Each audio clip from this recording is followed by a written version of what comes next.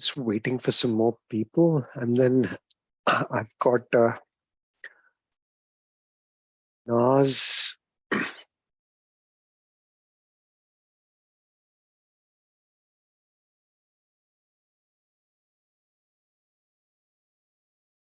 got yourself, Suman. Mohammed is going to join us late, and Zaruddin.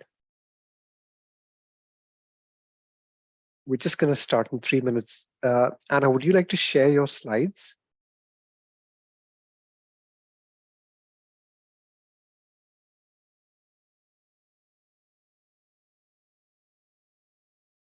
Yes, I'll look. God bless you. Thank you so much.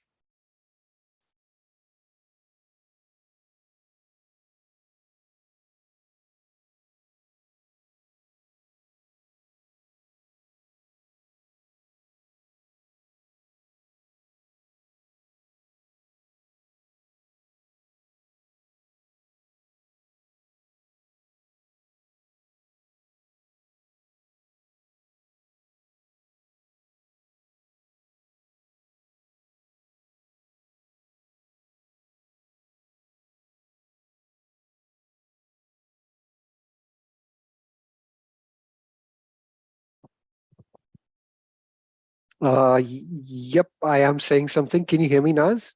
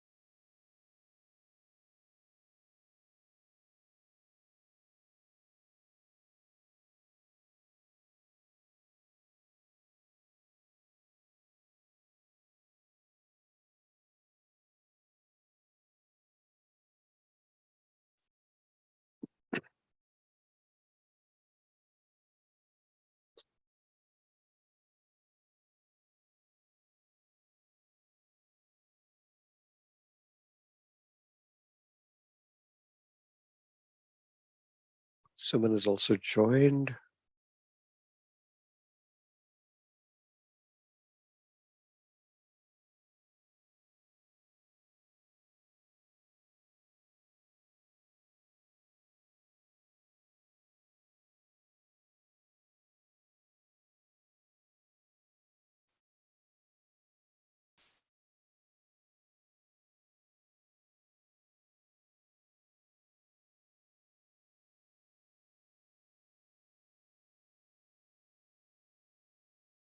So we're going to make a start. I've got Anna presenting first, followed by Naz and then Suman. And then we will have Dr. Zareddin and Dr. Hassoun right at the end. And then what we will be doing is talking a little bit about lung recruitment today using ultrasound, as well as having a little bit of a revision of atelectasis versus consolidation, because I still sense that a lot of people still have a lot of confusion around it. Okay, someone would like to go last. No problems. So Anna, stage is yours. Go for it. So it's a quick case today.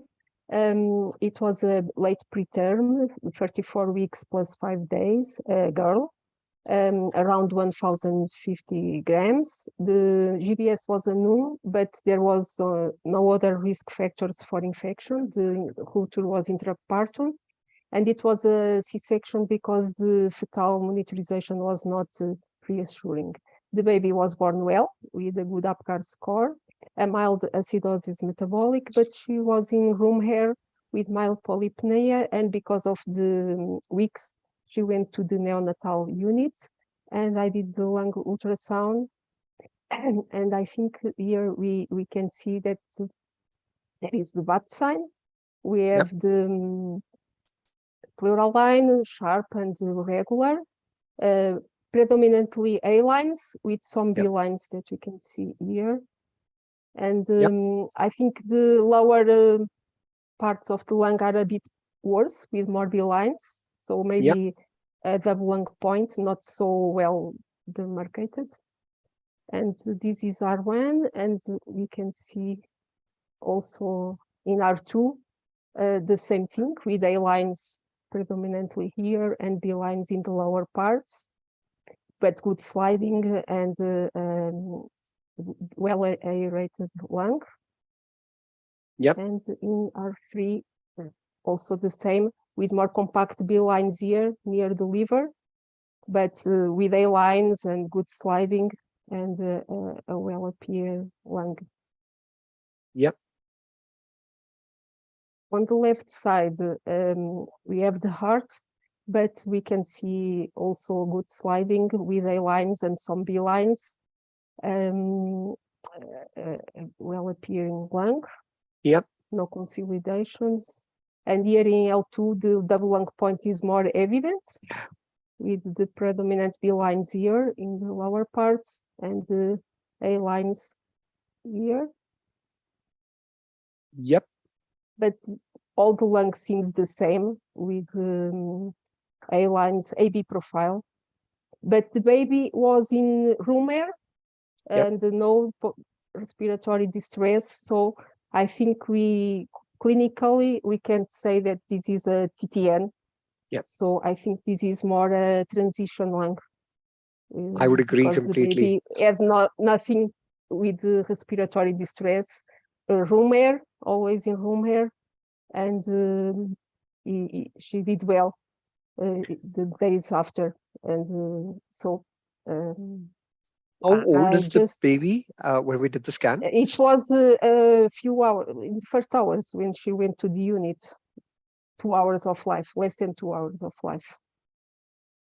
It's a very good example of lung transition. And I mean, it just gives you a good idea of how quickly babies can transition to kind of normal lungs after birth. Yes.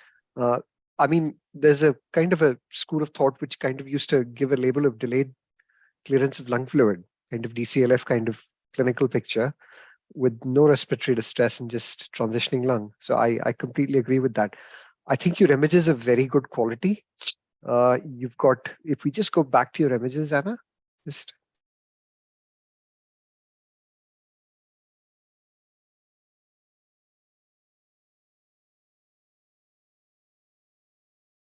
So it's a very, very nice picture here, very nice smooth pleural line with a great batwing sign. But I think for me, what is really beautiful about the image is up to 4 centimeters, you've got really good depth penetration. What frequency are you using here? 12. Yeah. And again, even with that frequency, this is a gestation was 30. Yeah. So 1,000 and half. I have So no critique here. Baby.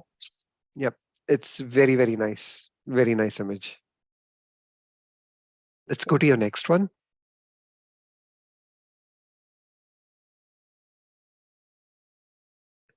So again, a very nice double lung point. You've got the liver coming in at the bottom. The only thought in my mind is just below the ribs. Do you have a little bit of fluid there? Or is yeah, but it's a very, very nice image. No critique. There's nothing for me to say. I think you can make a very clear. The probe is parallel. So the challenges of coming to R3 as usual, because you're kind of in the top half of the axilla. So often the pleural line does appear a little bit blurred because getting that alignment with the probe can be a little bit difficult. But again, you've got some compact B lines coming in and out with respiration. I think a transitioning lung, and this is the point that Dr. Liu makes about the transition of transient tachypnea, is that the upper lung fields tend to get aerated more quickly as compared to the lower lung fields. So you tend to see double lung points generally in the resolution phase. So very good image. Yep.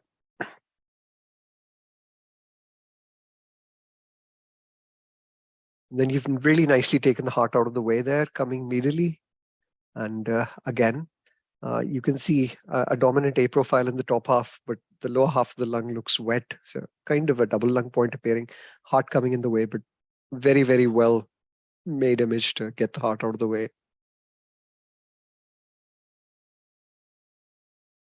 Then we just get a little bit more wet. So very nice double lung point that you can see there with A-lines. And A-lines all the way down. So classical, I'd say, the bamboo sign appearance that we normally describe. So, yep, I agree with your diagnosis, and there's very little that I can actually tell you to improve here. I think it's a beautiful image. So just for everybody, what we're aiming to do is we kind of coming to the third month, and now some of the focus will focus a little bit on theory as we add additional chapters. But more importantly, over the next 3 months, what we want to be able to get you to do is get you to be able to critique and review about 25 of your scans each. And I've been having a look at your logbooks, and a lot of you, some of you got up to 19 scans, some of you got 16. And then we've got a few of you who've got 2 or 3. And the only problem with the 2 or 3 is I can't give you your L1 certificates.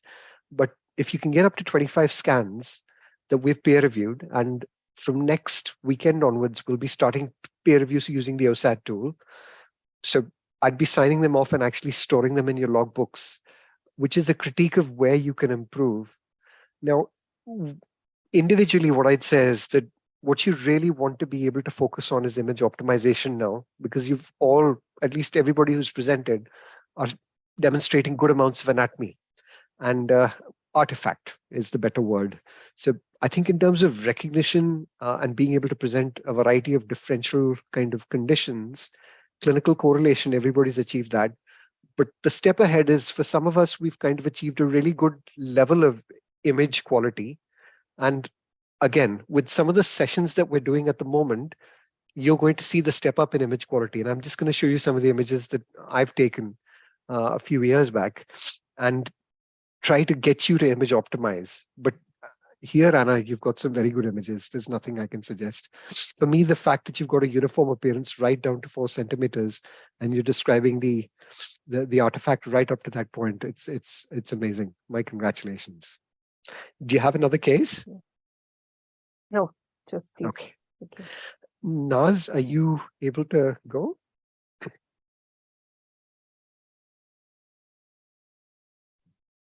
Yeah. Can I present 2 cases? Is that okay? Yeah, no problems. I'm just going to close.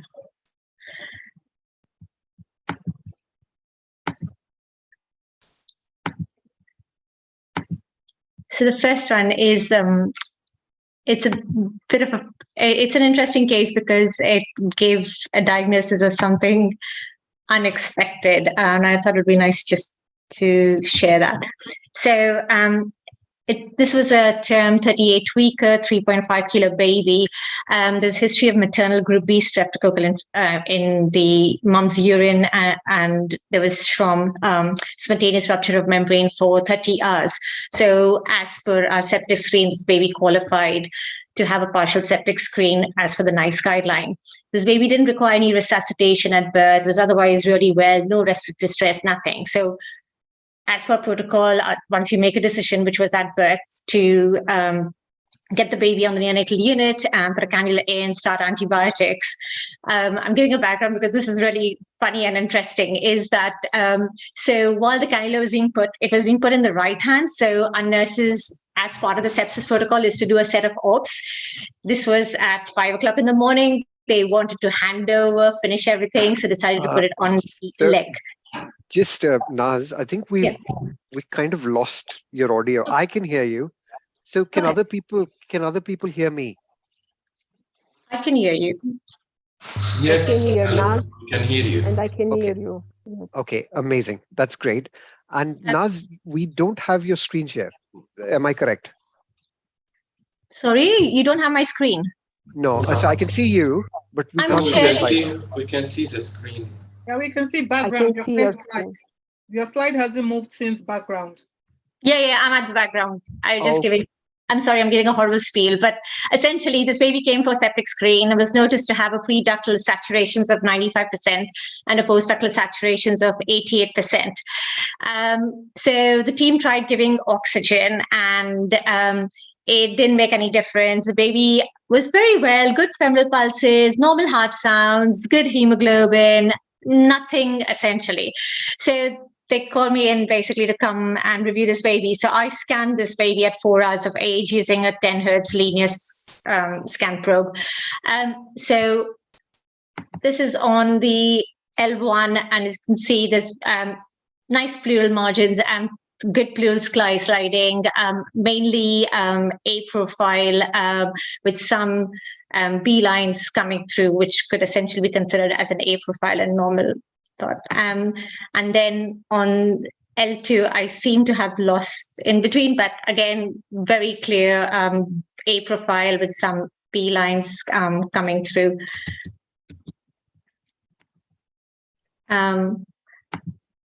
And then on L3, you do have B again, very good lung sliding, nice thin pleura, mainly A lines, but there's some B lines coming through. I'm not sure if these are dynamic air bronchograms, which I can see over there. And then on L4 again, very, very similar to the previous ones. Again, mainly an A profile, some B lines coming through. Yep.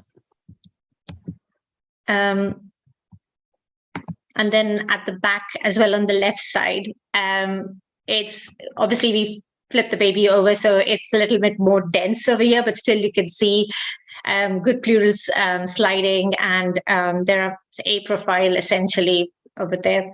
And then lower down as well, again, interestingly, seems to be better lots of A lines essentially coming up over there. On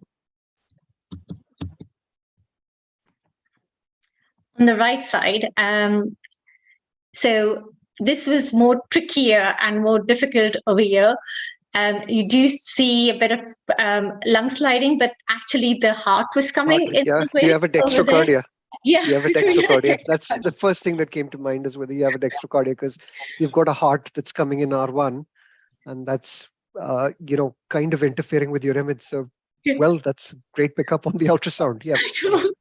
It was an interesting pickup on a lung ultrasound to do this. And you can see the same thing on the heart was just coming in the way actually. And even on the axillary side, actually. So mainly an A profile, but then again some B lines. So essentially, it seemed more transitioning.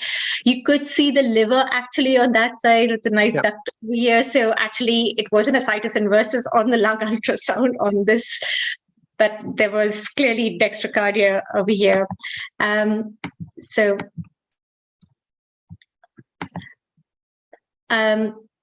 Even on R5, you could actually see the heart coming in over there. But on the lung ultrasound-wise, nice pleural sliding, mainly A profile over there. And on the R6 as well, again, very similar. What's the frequency of your probe now? 10 hertz. I should have probably come down a little bit, I think, to 8. Maybe. You could do. Yeah, you could do. And that might just give you a little better depth on the R6. The challenge with the back is always you get a lot of tissue in the way, which kind of interferes then with basically what we call as penetration of sound waves. So you tend to lose your depth. And one option is you can use what we call a spatial gain, or it's called tangential gain in some machines. The gain basically in your machine will either be horizontal gain or it will be vertical gain. And really what that allows you to do, it brings up the screen and it lets you put up the gain in the lower half of the image if it's horizontal. Vertical is a little bit more challenging because it will kind of be from left to right. How would I do that? So a good way of doing that is like me and Kanaz did this last week with her. So we can set up a call over bottom where you can show me your machine and I can take you through it. So I'm going to be on annual leave the whole of next week. And from Thursday, Friday, Saturday, Sunday, take your pick, any day that you're free, anytime. And this is offered to everybody, anybody who wants to do a little bit of one-on-one peer review with their machine, image optimization, knobology. I'm very happy to kind of look at your machine over bottom, and then just give you a little bit of advice on how you alter the tangential or the spatial gain depending on, you have a GE. So for the GE machine that you actually use, it is going to be vertical gain, which is a little bit challenging, but it allows you to kind of put the gain up in vertical kind of lines. But other than that, your images are very nice. Pleural sliding seen very, very well. And I mean, you've made a very nice diagnosis, and this is the beauty of POCUS. It's absolutely amazing. My congratulations. Yep. Yeah, so we did the X-ray after doing the ultrasound, which is good. It's worth a case report, Naz. It's worth a case report. You have the images, and there's the Journal of Ultrasound Medicine would very much, you're making a diagnosis of ultrasound of dextrocardia using a lung ultrasound. I'm not sure that I've seen it reported in the literature. I would strongly echo you might have a case report there. Yeah. So I'm just giving everybody a small feel of POCUS. So I have about 8 years back done an echo on a baby to look at situs. And we did the echo to basically assess the duct, which was massive, started some paracetamol, and basically re-echoed the duct 3 days later. And unfortunately, I could not get a view of the situs view or the aorta, nor the relation of the aorta, and it was just completely fuzzy. And the first thing that came to mind for me is if you get nothing and it's dark, is whether you have air there. And if you have air there, the question is whether you have a perforation. So we did an X-ray and we had a perforation. So just it's interesting how ultrasound physics can really help. And this is a really nice example of how you're using point of care ultrasound to make a diagnosis without a chest X-ray. So well done. We can go to your next one. Yeah. So the next one is a 27 plus 4 week, a 1 kilo baby who there was spontaneous rupture of membrane for 5 days, and there was anhydramnios. Mom was steroid mature, but she hadn't received any magnesium. There was cord and hand prolapse. So it was an emergency C-section done. The baby was one fairly reasonable, had delayed cord clamping, but then required inflation, ventilation, breaths, was intubated at 6 minutes, given Curacef, 200 per kilo. And then I've done 2 scans, so scan just before extubation at 4 hours of age, and then we did another scan at 17 days later. So you used 12 hertz linear scan probe for both times. So this is at 4 hours of age, just before we were going to extubate this baby. So again, on the R1 and R2, just really good lung sliding. Actually, very much an A profile. You do have B lines coming through, but it looks really good, like an A profile coming there. And on the R2 as well, again, really good lung sliding. And there is A line seen with lots more B lines being seen, but not as confluent still. I'm not sure what is this, which I keep getting up in and seeing them in my previous scan. I don't know if it's just lost. Naza, I'm just going to get you to just stop just for a sec. Yeah. Sorry.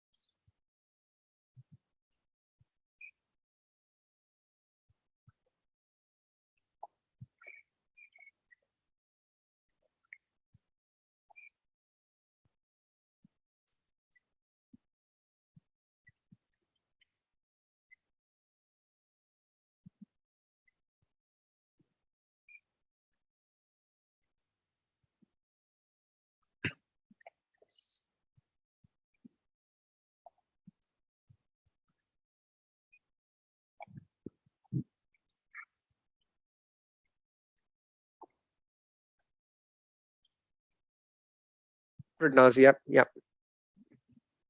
Okay, so,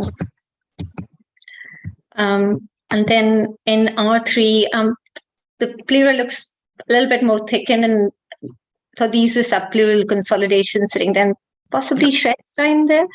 Again, but I don't think there's shred sign there. I think they're just subpleural consolidations. So the reason you're losing out on the deep part of your image at this particular point is you're not getting depth penetration of sound waves. So actually that is kind of a dead area. And what you might have to do is, your frequency you were using was 10? 12. It's a 27. Yeah. So you might just have to drop your frequency just a little bit, just to kind of, I mean, ideally you're right. You should be able to penetrate very nicely if it's a 27 weaker. It's a little bit unusual for you to get a complete blackout in that region. So what I would suggest is just trying to drop your frequency and playing with it. And the only other thing that you can do is, do you have an eye gain setting on your, okay, no worries. Let's try and chat next week when you have some time to have a look at your machine. My only worry is you're losing out on the deeper kind of artifact that will give you some information. Yeah. Superficial bits are very, very well demarcated. Yeah. And again, in R4 as well, slightly thickened pleura, but good lung sliding, more B lines coming in through, but you do still have some A lines as well. Sure. On the left side, the heart keeps coming in the way, but again, good pleural sliding. Do you have A lines and some B lines coming through here? I don't think on the L2 you can comment anything besides there's a heart. And the thymus. So you can see the thymus in the left upper quadrant there, just that's that. So no. So can you see that rectangular area just above the heart? That is thymus. Okay. And you can see that on L1 as well. And what you've, the challenge you have when you come down to L2 and the heart's coming in the way is you have to just angulate medially, because actually what you can see to the left of your screen in L2, so just below the thymus is actually lung, and you've got one B line that's coming in there. Now, again, when you look at L1 to the left, what is happening is that as you move deeper, you get these horizontal kind of reverberation artifacts. What we need to do is we just need to drop your frequency a bit. Just there to get a little bit more clarity. So if you're using a frequency of 12, play with it, maybe go down to 11, 10, and that'll give you a little bit better in terms of your depth penetration. Now, the GE, you've got your focus again at the level of the lung.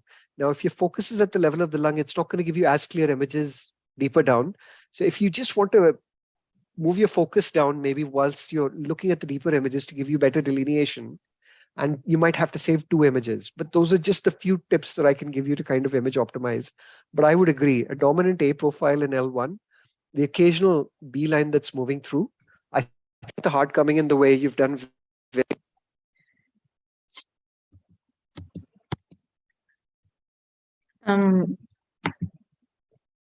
And then L3 was more of a, again, good pleural sliding, but more of a B profile being there. Are these, what you're seeing over here, are these dynamic bronchograms? It's very difficult to tell. They're not bright enough for me to be dynamic bronchograms. my gut feeling is you're just seeing artifact over there with the sound that's giving you a slight difference in the image intensity below the pleural line, which varies. For me, this is a dominant B profile. You don't see any A lines. You see on the right side of the screen compact B lines, and basically what looks like spleen probably coming in at the bottom. But again, as the baby inspires, the lung and the pleura moves, and you get a B profile just above the spleen. But as you come to the middle, that area that looks dense, it's very tricky. It's not bright enough for me to say that they are dynamic air bronchograms at this particular point. Are you using a sharp mode by any chance? You're not using a sharp mode. Okay. And just in terms of kind of, you must have an eye gain function or an auto gain function, because the auto gain will help basically make the gain uniform throughout the sectors. And again, the deeper part of the lung we're losing out on.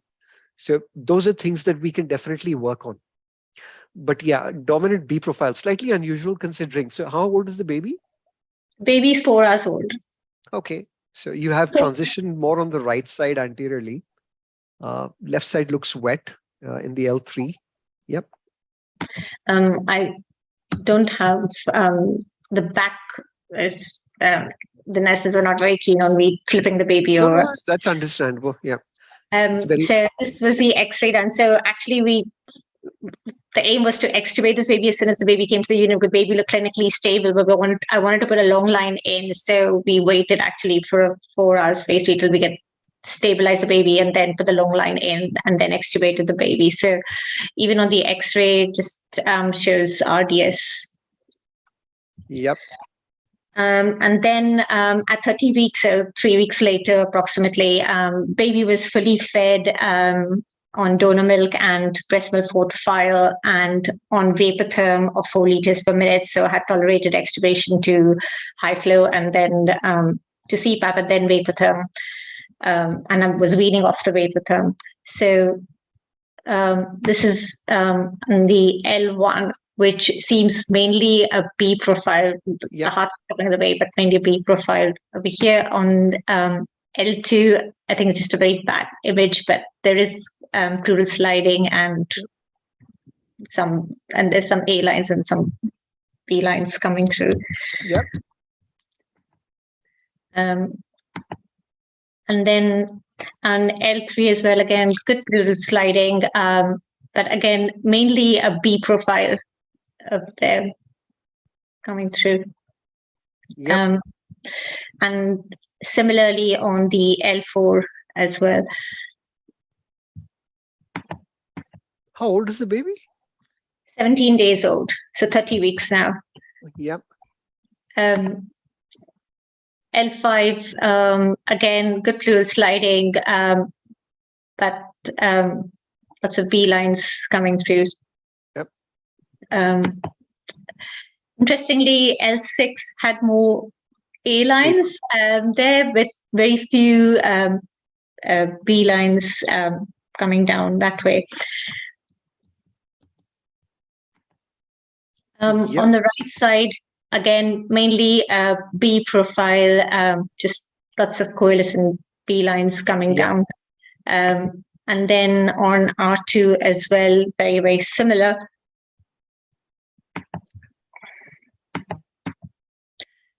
And then R5, R6, the baby was prone, and then we had put the baby supine as well. It had been 15 minutes, so therefore I think the R5, R6s are more of an A profile, with B lines coming through, but mainly more of an A profile, and again, very similar in the R6 as well. Again, I'm losing a lot of depth in Aware as well. So the main critique for me from the previous images, your gain settings are on the lower side and needs to go up, because my gut feeling is actually in this image, if you had higher gain settings, your depth penetration would have been good. And you would have, because I can see B lines virtually all the way down up till 3 centimeters. And then it becomes very dark. So we just need to push your gain settings up. And then when you push the gain settings up, if you feel you're having dropout in the region beyond, it's kind of just dropping the frequency a little bit to get a little bit better depth penetration. and or taking your focus down to about that 3 centimeter area to kind of get a feel for what you're seeing over there. But in terms of interpretation, I mean, I can see pleural sliding very easily with predominantly A profiles in R5, R6, because this baby most probably was prone at this particular point. I mean, it looks a little bit like evolving chronic lung disease at this particular point. How much oxygen In air, in air? actually Interesting. has come off. Actually has come off at 34 weeks. Came off oxygen and has been in air. Actually came off. And when you did the scan, this baby was in air with no respiratory support? 4 liters vapor therm. Okay. So, I mean, that's the beauty of lung ultrasound, is that some of the changes that we're seeing, and you might remember that from my talk, I said, there's a real probability that we might have to alter the definitions of evolving lung disease, especially based on gestation. And one of the classical problems that we have is we try to define chronic lung disease for preterm babies between 22 and 32 weeks the same way, but actually there's a completely different spectrum of bronchopulmonary dysplasia, for babies under 26 weeks. Even for the babies, I'd say 28 to 32 weeks are a completely different spectrum. And that's where I suspect in due course, lung ultrasound will in a big way help delineate phenotypes based on this to kind of say, well, are we going to call this chronic lung disease? Are we going to call this evolving lung disease? But very nice images. Just few messages. I think at a time that's convenient for you, if you're on your unit, let's try and see if we can sit down, have a look at your machine, and just have a play around it. The way to do that is to consent a parent and basically say that we're going to have a look at the images and explain to them exactly what you'll be doing, because it'll be for training purposes. So the best way to do that is to take a baby that's normal. And we can practice image optimization on that. Would the next weekend be okay with you? Yeah. So like I said, from Thursday, Friday, Saturday, Sunday, and this is an open offer to anybody who can get consent and feels that they're happy. I'm happy to work around you because I will be free those 4 days. We've got strike over here as well on Monday to Friday, so hopefully Saturday, Sunday would be better. No problems. Thank you. Well done. Thank you. I'm going to get Suman. Suman, do you want to present?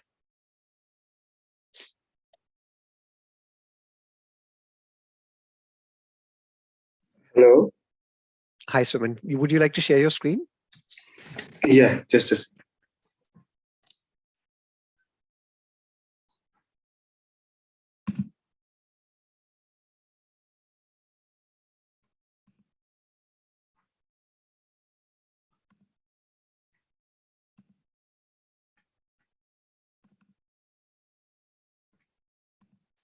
I'm just making some notes for everybody as we move along.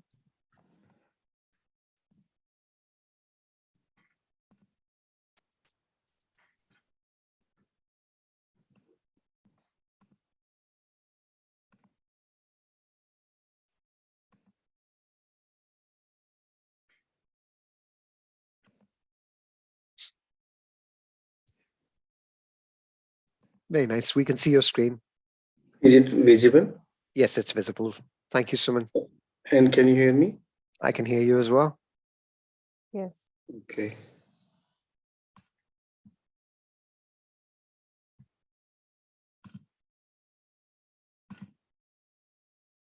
Is that okay? Yes, visible and audible. Right. So good evening, good afternoon all. So I'm presenting today one case. This was a case of respiratory distress. This was an outborn unit born at term gestation, 3,000 grams, and was referred to us for respiratory distress, mild respiratory distress, and peripheral cyanosis. The referral note said that the baby was not maintaining saturation, and they had given CPAP. So at the admission in the casualty, baby did not have much distress, though cyanosis was prominent. On examination, baby's umbilical cord was meconium stained.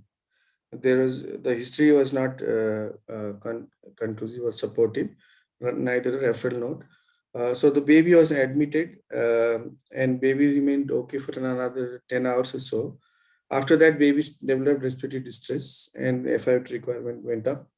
Clinical examination, there was a right-sided chest looked inflated, and so transillumination was done, and that came to be positive. So at that point of time, we did an ultrasound with sonocyte machine, gen mode at 10 hertz. Posterior zones I have not done. So sorry, it's not playing. So this is R1. Yep, very nice. It looks like a profile, little sliding, Beautiful. sliding. Agree completely. Your gain settings need to go up, Suman. Right. Yeah, I think that will be the next image. I have got yeah, few more. R2 you've got. So can I just say, did you make any changes in the gain, or was it gel that you applied? No, I made changes. You made changes in the gain. Yep, lovely. Yeah. Well done. So moving on to the next one. Because we had this prior idea that there is this distress and transmission sign was positive. So I did a little bit more efforts. And here you see the pleural sliding is here, and here there is no sliding. This is a lung point here. Yeah. Both of these are R1. And on M, while on this image it was not that clear as barcode, this one is looking more clear. Though I feel that there is this transition occurring from CB sign to barcode. I don't think, not in the upper slide. So just the upper slide, I think you've got a classical seashore sign that's got basically what you've got is some lung pulse. So those small areas that you see of incongruence basically are what they're called T lines, or they basically represent lung pulse. That's a barcode sign. Whether towards the right of that image, sorry, my apologies, the seashore sign, whether towards the right of that image, just about starting to transition, is the real question that I would ask. Where the line is? Yeah. Just, and what would be really helpful is to be able to see that in real time. And the reason I'm just raising that is because all your T lines disappear as you move towards that area as well. And then, like in R1, you've got a classical barcode sign. Absolutely no doubt about it. The challenge that you've got, like when I look at R1 at this particular point, is you don't have what is the classical bamboo appearance. That feeling is because what about this R1 here? I think it is got truncated. Probably this side there was some bamboo. Yeah. So because you're using a pencil probe, aren't you? So you're using a hockey stick, right? No. This is a linear probe. So your footprint for the linear probe is very small. I'm not even getting two intercostal spaces. And that is the challenge here, that because you're using them. So like when I look at R1, which is the image in the middle, can you just put yourself on R1? So you can see lung sliding on either side of what is called, with no lung sliding in between, where you've got that yellow line. Yep. But I cannot see A lines at all. And my gut feeling is, you're not completely perpendicular because the pleura is kind of sliding in a slight slant. So you're absolutely right, because I was trying to freeze the image and I was just, my hand got unstable. Yeah. So and that's why you're not getting the A lines completely. And my advice is, like, when you're saving images, it's the hand stillness. So holding the probe, there's most of us, when we hold a linear probe, we tend to hold it from the top and we lose that hand stillness. And really what I'd like you to do is try practicing holding it right from the bottom so that you can actually keep it near the surface of the skin. So I would agree there's no pleural sliding in between, but I can't see what is classically an A- profile. My gut feeling is when you look at R1, you probably do have an A- profile, because I can see some A lines in the middle, but you're losing out because your transducer, again, what's your frequency? It's 9 hertz. And this is a term baby. This is a term baby. If you could see the previous slide there, I could see the bamboo sign. And this is to do with, as you said, unstable hand. That I haven't got the depth here. Yeah, but you definitely have a barcode sign there in R1. So, my gut feeling is you've got what you call is classical air pocket and air bubble between two Right. areas where you have sliding. So a very small pneumothorax anteriorly, possibly. Actually, to tell you the background, Yeah. initially I did not get this pneumothorax, but I had this strong suspicion.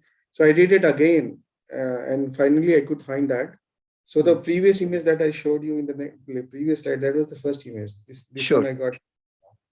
Yeah. So I got few more images, but I haven't shown you here. There are quite a few of them in the series. Okay. Do you have them?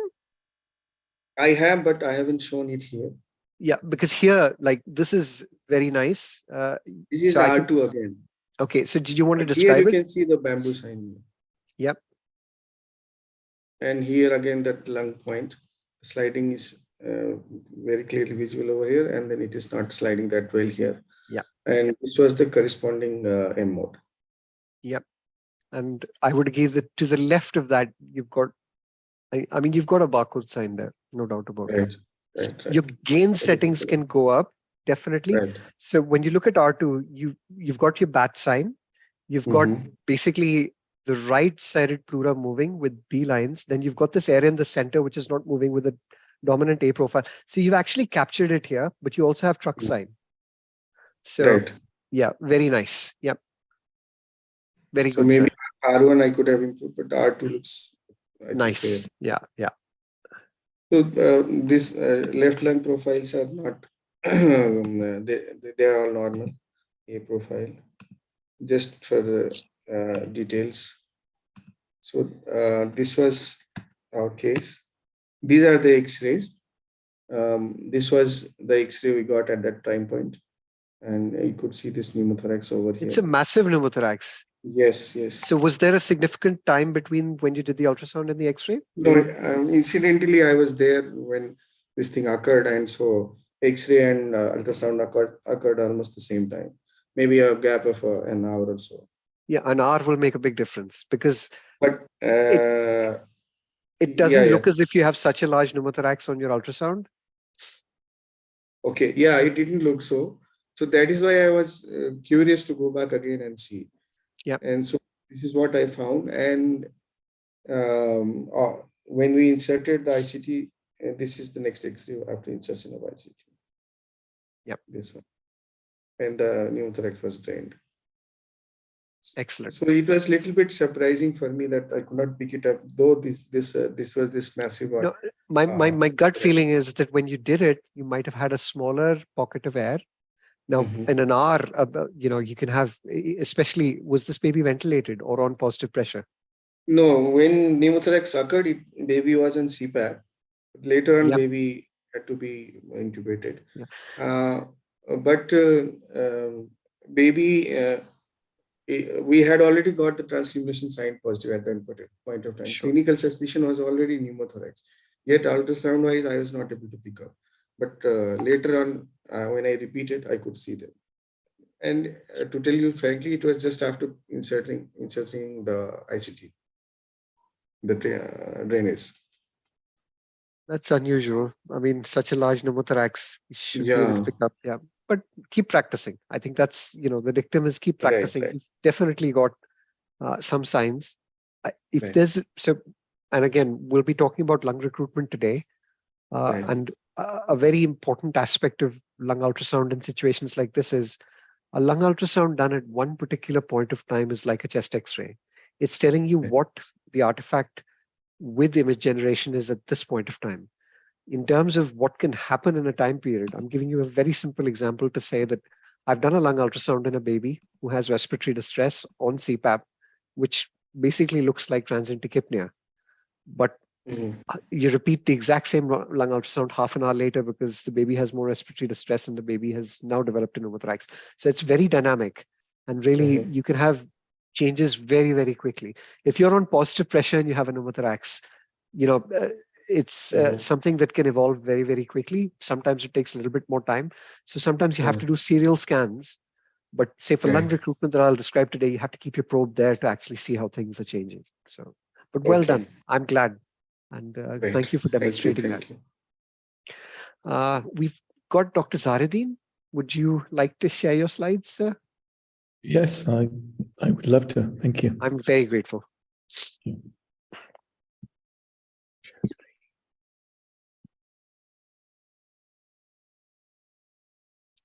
So,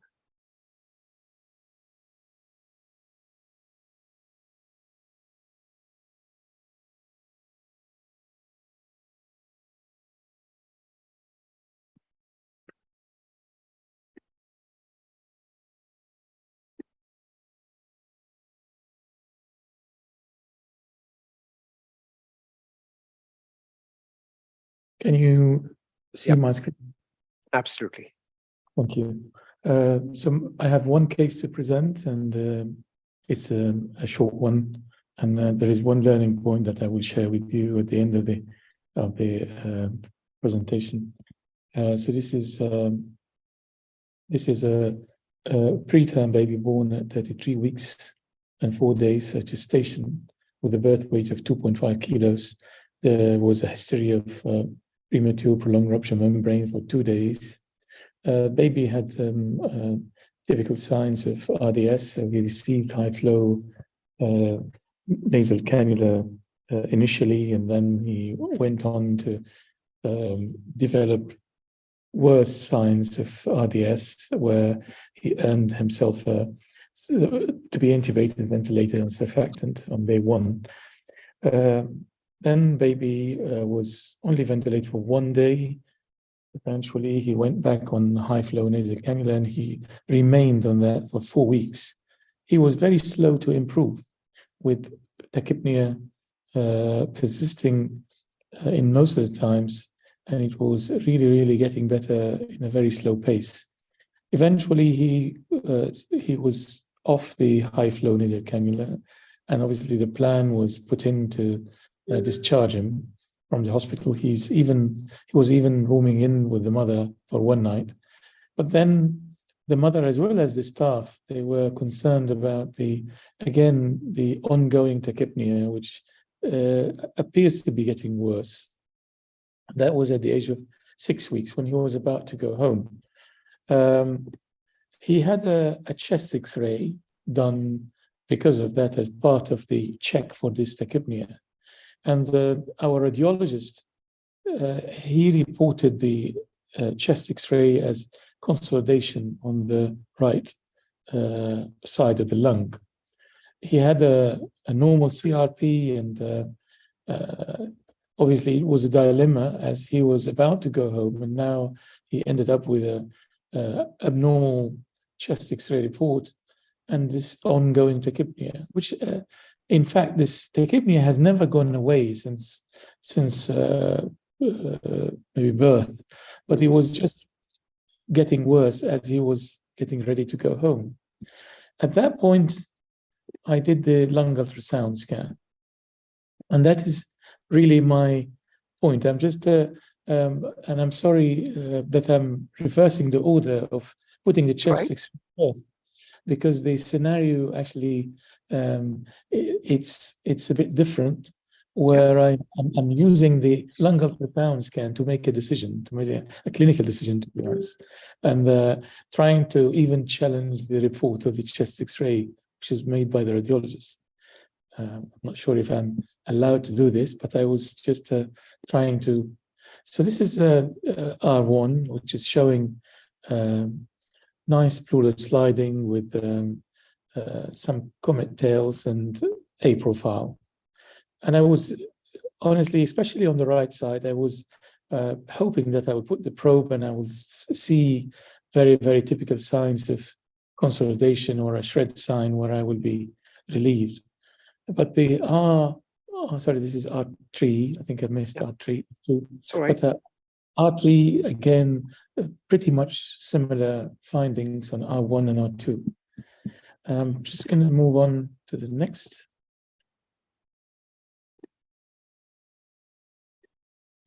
This is R3 as well. You can see the occasional tachypnea that that is this baby now, when the scan was done, was not on any breeding support. He was just breeding spontaneously on his own, with maintaining SATs, but this on and off tachypnea, or tachypnea of a borderline nature. Yep. So to me, it looked normal. Yeah. Yeah. And then moving on to the back. Please note that I did the R5 and R6, or the posterior views, on the right and the left first, because he was on his tummy, on a prone position when I started doing the scan, and has been for a while. So these are the first images to be done. Just for the sake of the presentation, I went in the systemic way. So again, R5 and R6 showing pretty much predominantly A profile with normal pleural sliding, with some comet tails, but no other abnormalities. Then moving on to the left side, that's L1, beautiful A profile with pleural sliding and comet tails. Then L2, again, it's mainly A profile with comet tails. And I'm not sure if this is the diaphragm, though, where my... Is that the heart? It's not the heart, is it? Probably. It looks like, yes.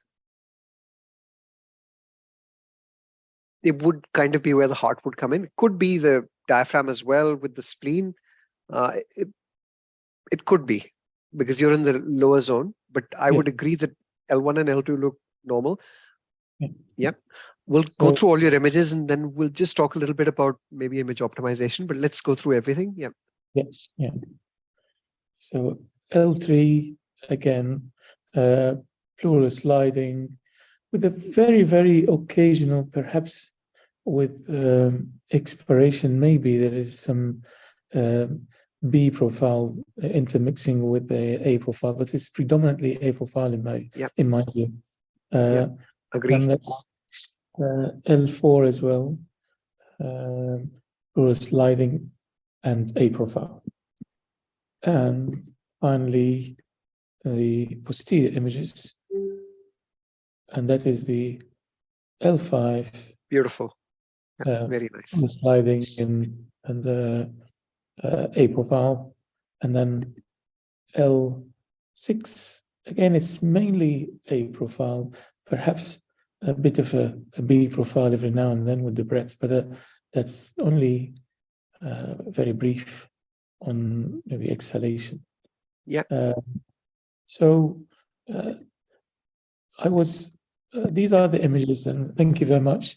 And that was my only learning point that I wanted to really demonstrate by this case, is that when I came to see this baby, I was either going to go down the path of treating this baby for pneumonia, starting antibiotics based on the tachypnea and the X-ray findings, or the X-ray report, to be precise, or to maybe benefit from the new skill of lung ultrasound, even at its a very novice level. And I was very glad to make that conscious decision of not to treat, and just to go for a conclusion that this lung is normal. And the comments on the report about the right-sided consolidation maybe are not exactly precise. Sure. Thank you so much.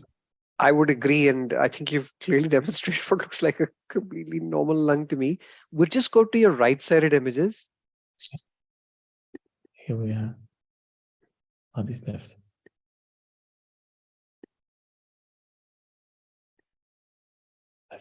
So a very nice image. Definitely from my perspective, the top 3 centimeters, very well visible. And then you can see intermittently as the baby inspires, you can see A-lines right to the bottom. Again, gain could go up a little bit just to give you a slightly brighter image. And what I'd say is that 5 centimeters, I think 4 would be sufficient to give you the meat. And actually, because you'd be focusing on a smaller area, you'll get a much better image. So don't hesitate to drop your depth a little bit. Despite that, I would say, I think I've got what looks like a complete bamboo sign profile with, basically Pura that's sliding, lovely bat wing, the soft tissue at the top. So, these look completely normal. Your deeper images for R5, R6, considering this is the back of the baby, are very nice because you're actually getting up to 4 centimeters of penetration. It's the R1, R2. Should we just have a look at the R1, R2 images? Yeah. R1, R3.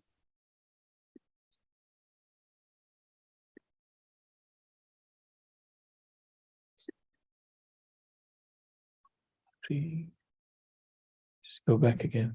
Yeah, no problems. Here we are. R1. Yeah.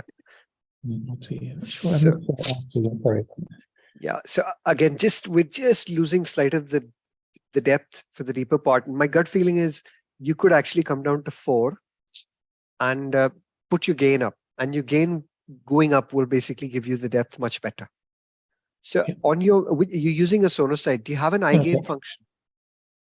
There is a gain function, yes, on the side of the screen, yes. But do you have an auto set?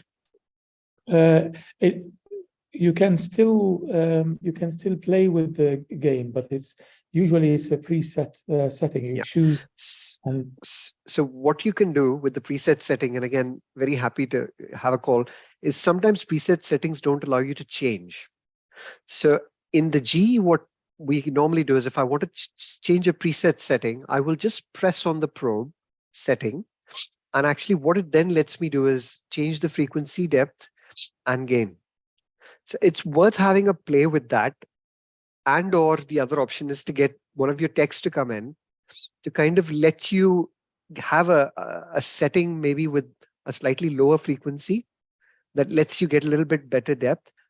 Most Sonosite machines have what it's called an eye gain. An eye gain basically means that when you take your probe, you gel it and you place it in contact, it will automatically try and adjust the gain to give you the best image.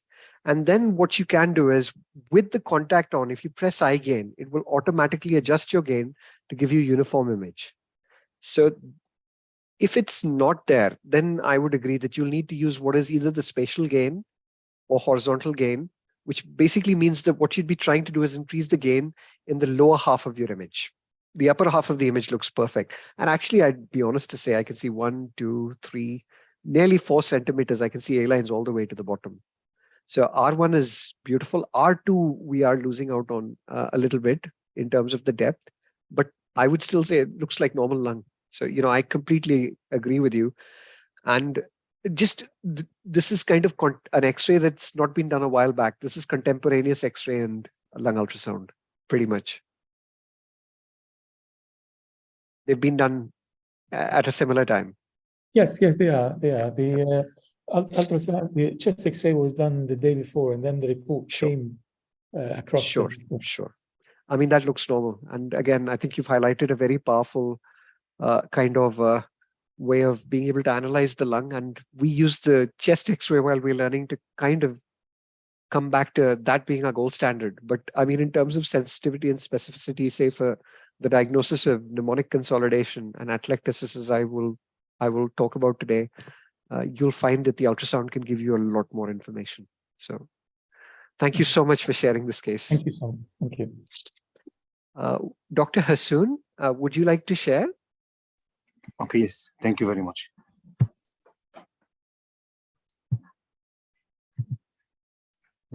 So I'm sharing this my case because I was confused about the finding on X-ray. So this was retrospectively.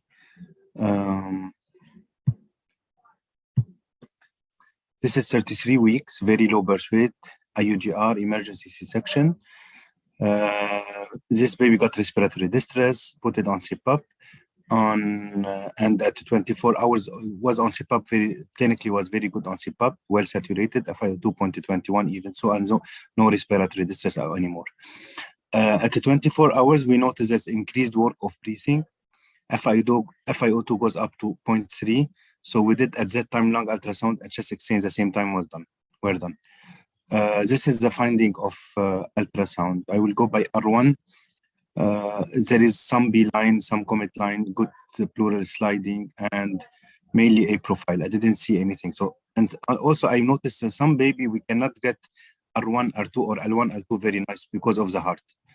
So I don't know if you have this problem with not all baby, but some baby difficult to get this view on R1, R2, or L1, L2 with this heart. Even so, the heart is no problem, no heart problem with the baby. Yeah. So this is L2 or R2, sorry. Also pleura is thin, good sliding, some B lines. There is comet tail, and I will label it as a profile. Yeah. Here, just I don't just if the R2 left to the image, I don't think we should consider this any subpleural consolidation on the right side of the image, left side of the image. Sorry, here. No, I agree. I think that's just the alignment of your probe. The rib is falling out, and this often happens. So it's just correcting the alignment of the probe. But I think if you corrected and you had a complete 90-degree alignment, then you'd see regular pleura. My only comment in R1 is whether you have just a little bit of an effusion there, or just here. No, just at the Here. top where the thymus is. Here. It's difficult. I mean, my gut feeling is that's not, because I think the pleura ends. So Yes, can you see the rib? So that is pleura, and I just have a feeling that's thymus with the capsule. So that's not Okay. yeah. Okay. Yeah. Okay. So Thank that's you. thymus in the top left hand with the two big cysts that you see. And then you can see in R1 a very nice pleura. Sliding is definitely visible on your frame rate. And yeah, I can see an A profile with a kind of a B line to the right of the screen. So Okay. you're having, and this is a very common theme, and it happens to all of us, and Naz was having the same problems. At the moment, you're losing out on depth. You're losing the deep half of the lung, and that's probably because you need to change the frequency a bit, but also because your focus, again, is probably at the level of the pleura. I'd just say that your focus also is probably a little bit below the level of the pleura. So can you see how beautifully you see the A lines? And Yes. I mean, it doesn't make a difference because we can make a good interpretation, but you probably just need your focus to go a little bit higher at the level of the pleura. And then if you want to see the deeper images, it's either dropping your frequency or maybe just reducing your depth a little bit. And so are you using a linear probe or a hockey linear stick? probe and Yeah. linear probe and Siemens 12 hertz. Yeah. So this is what I did now. So I'm playing on the frequency also. I can decrease it to 8 Amazing. up to 14. So Yeah. this is what. Yeah. So I will go to R2, sorry, R3. Yeah. Also here I can say this good pleural sliding or B profile, and I can say double lung point on this one. Completely agree. Okay. So and on R4 here complete B profile with some with comet tail and sub. Yeah, I see. Yeah, on the right side of the screen, some subpleural consolidation. Some pleural consolidation. So what's your baby's gestation? 33 weeks. IUGR. And did you give this baby surfactant? No, not yet. Not yet. Okay, that's Not fine. yet. How old is the baby? Now 24 hours. So yeah, the first 20 hours was on CPAP, clinically improved, everything was okay. Just after 24 hours, start to have increased work of breath in the type of recession and tachypnea with FiO2 goes up also 2.3. That's why I did the ultrasound. Very nice. Okay, so on the left side, also L1, same good pleural sliding, and I can see a profile also with some B line and comet tails. On L2, same, nothing special. If we went to L3, here we have, I will say, complete B profile with good pleural sliding and some subpleural consolidation. Also the L4. So I considered this baby as having maybe TTN. So I just follow the baby. We didn't intubate. But in the night, this baby got deteriorated. FiO2 got to 0.5. Yep. And they did, this is a chest X-ray when I did the first ultrasound. So it's looked like some background glandular appearance, but almost normal, nothing special. Here they did an X-ray before intubation. It was for central line, and there is bilateral haziness. CRP, we got the CRP now, it was 28. So for them, it was considered as pneumonia, even so he's intubated and giving Surventa because FiO2 went up above 50%. Yep. I didn't have the chance to do the ultrasound at that time. So I did it 12 hours after Surventa, just to see what happened, if I can find some consolidation or something suggestive of pneumonia on ultrasound. L1, nothing special, also some B-line, A profile, good pleural sliding. R2 also, same. I didn't find any consolidation. So I don't know, Alok, if you find anything else. But my only comment when I look at your first set of images is that while a lot of the regions actually really look like you have double lung points in some areas and a reasonably, I would say, decent pleural line that looks regular, there are subpleural consolidations.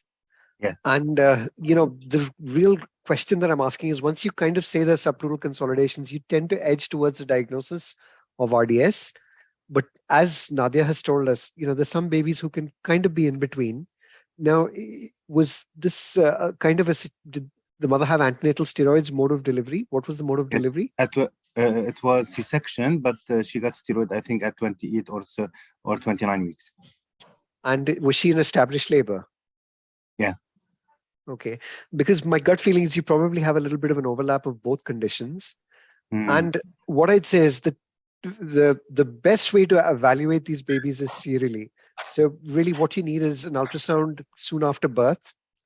Now, if obviously at that particular stage, you don't have any subpleural consolidations, you have kind of a white lung interstitial appearance, which then changes into an appearance with double lung points, the absence of consolidations.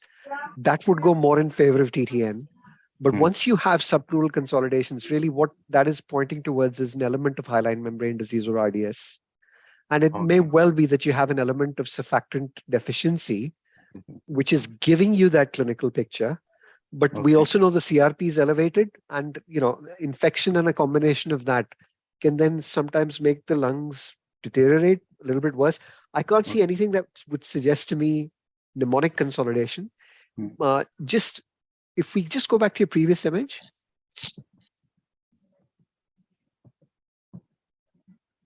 Yep, so just this one here. So if you just play them. So for me, what I'd say is that the images over here, the subpleural consolidations look a little bit bigger than 5 millimeters. Some of them are comet tails, but some of them look a little bit more dense. And then if we go to the previous image.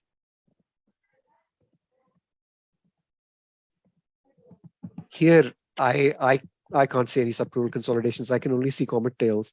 So you have a little bit of a mix. I think the beauty of it is you have to treat clinically and you can continue monitoring.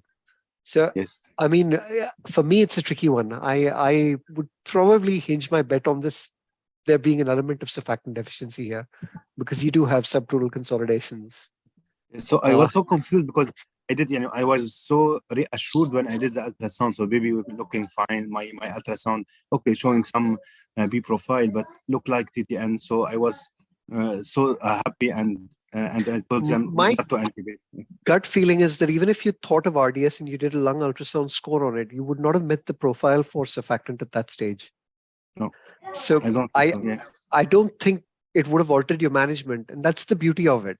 That this is where remember I kind of said, don't get too fixated on trying to be absolutely accurate with, is this 100% RDS versus is this 100% TTN? Because we know that there's an element of overlap.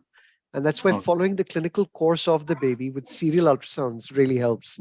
I think for me, what's beautiful is you've really identified the artifact well to be able to make your diagnosis. Now, just in the middle there, that image on the right side. This is the one R3, R4. Yeah. So this is after Surventa, 12 hours after Surventa. Yep. So again, you do have some subpleural consolidations that are visible there.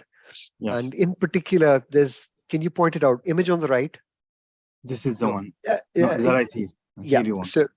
So just if you just move to the top pleural line, just move to your left. Can you see that dense area in between? Some people might think that's a compact B line, But can you see how irregular the pleura is with this is- subpleural okay. consolidation? So I just wonder Okay. whether that is a lung consolidation there. Okay. It arises from the pleura. Yeah. The pleura is quite Okay. irregular, and Yeah. you've got subpleural consolidations. So again, there are elements here of an overlap of both, because if you look at the image on the left, that's a double lung point for you. Yes. You've And got just look this on the left side. Yeah. This one we can consider it as as consolidation or just loss of contact no. of for So my gut feeling is it's artifact, because if you look at the pleura, it's completely regular and it doesn't take its origin from the pleura. So really what you should have is some element of pleural irregularity. So if you look at the image on the right, the Yeah. one where we were previously, that is a consolidation. But Ah, here, okay. that deeper density that you see, now Yeah. there's something going on over there, whether you've got a little bit of an air bronchogram coming in and out, because there's an element of aeration, or whether that might represent a consolidation that you can't see because your alignment is at a different angle. Okay. So, but ideally, by definition, what we really need is some pleural abnormality for us to, by definition, say it's a consolidation. But I think your images are very nice, very good quality. This is beautiful depth. So can you see the 3 centimeters? Your gain settings here are perfect. Yeah. So yeah. I'd say that these images are beautiful. there's nothing that I could say to say you can get It's them just- better. This is, we cannot say anything. Also, the same issue on L1, L2. There is Yeah. B line, some subpleural consolidation. We don't have this deep consolidation or big consolidation. And just this one, I want to show you this one. There are L3. Sure. I put Doppler on this part, this one, to see if it is consolidation or not, but nothing obvious. No, it doesn't. And again, your pleural margin is just so regular. Whether that's maybe it's a little bit tricky, but I wouldn't say that there's a consolidation there. Your pleural margin is just very regular. We're going to have a look at a lot of consolidation atelectasis, but well done. Okay. So here, I think this is our L3 and no, this is the one. So this is the one L4, the last one. Sure. Okay. So it was just, I think, my learning point from this one to do serial ultrasound, not just stick with one ultrasound, say okay, everything is okay, and follow clinically, as you said. So well done. I think very nice images, Dr. Hassoun, and I think very good. So now what we're going to do is we're going to break out into a workshop over the next 45 minutes. So I am just going to try and share my screen.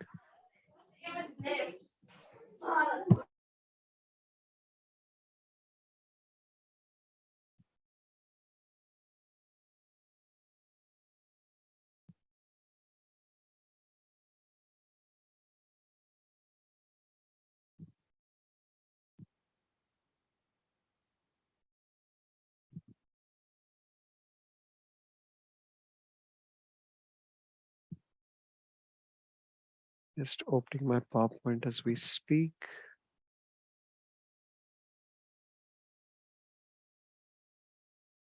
Can you see my screen?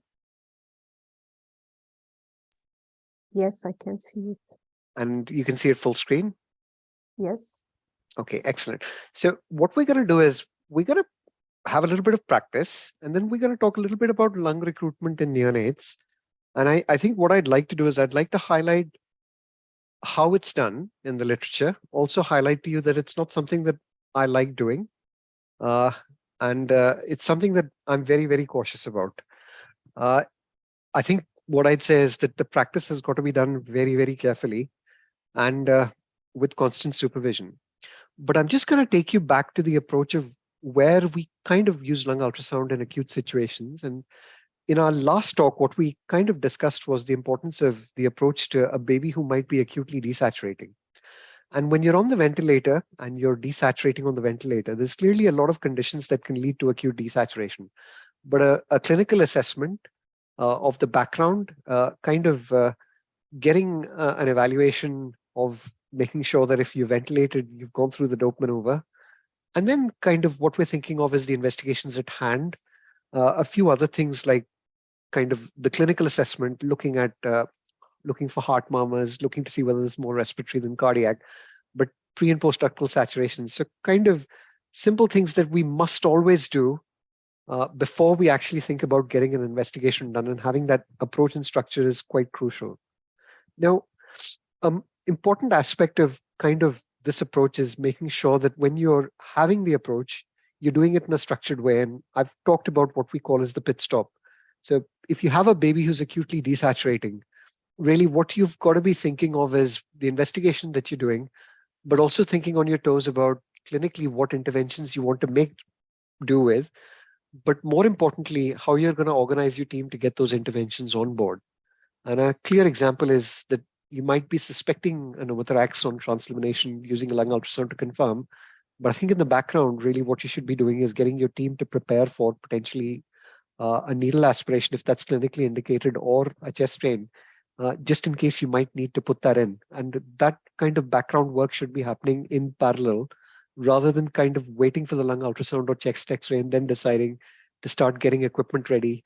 And a good example is, some babies with a pneumothorax who are breathing might need an intubation kind of first to stabilize them, while you do a needle thoracentesis followed by a chest drain. And that's a huge amount of, I would say, organization and human resource management that you need.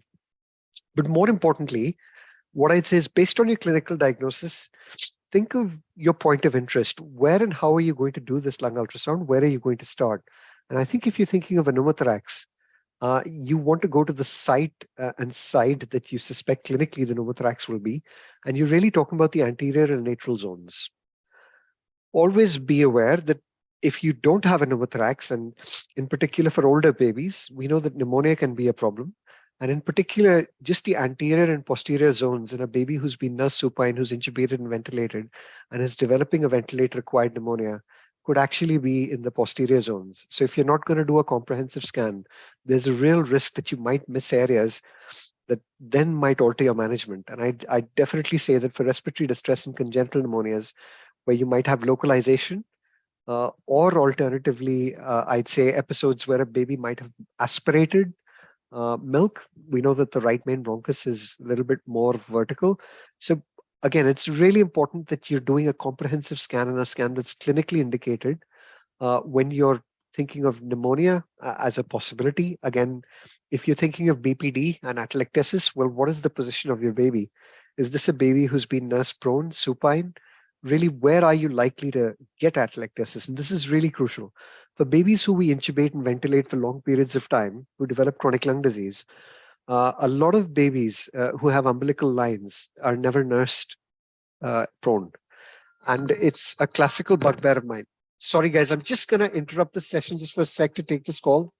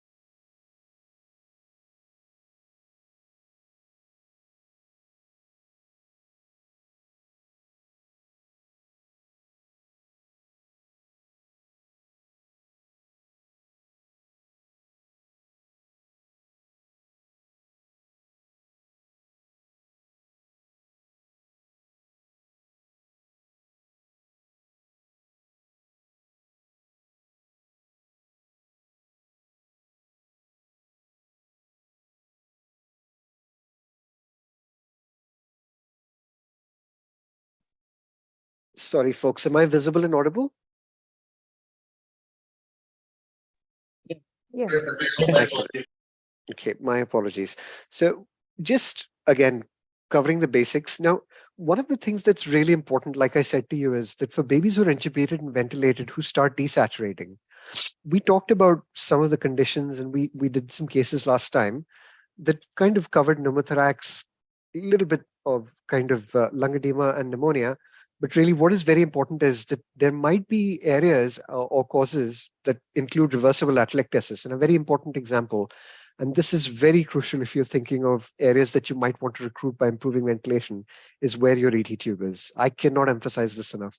This is the one thing that is easily reversible, that can be seen right at the start, even before you do your lung ultrasound.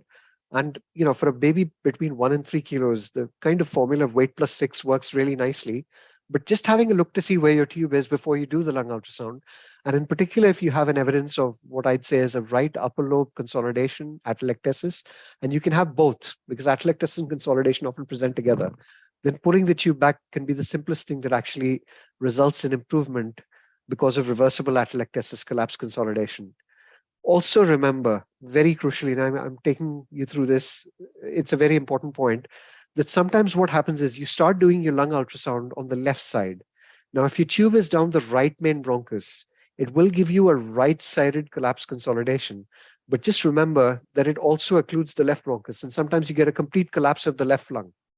So if you start on the left side and you see a consolidation with significant atelectasis, don't exclude the tube. Do a comprehensive lung ultrasound. So you must always do your R1, R2, R3, R4, L1, L2, L3, L4. And really, that would, from your perspective, be good enough to be able to tell you whether you've got atelectasis in the right upper lobe. And then if you find that that is completely normal, then you want to progress to your posterior regions depending on the baby's stability. But really, that's where you're then looking at areas of atelectasis in the posterior lobes or in the right side or the left side of the lung, if your tube is in good position, that you might be able to recruit with ventilation. So with that in mind, let's have a look at a case. So I've got a preterm baby who's 25 weeks, 770 grams, one of twins. Now, this is a baby who's been ventilated for a few weeks.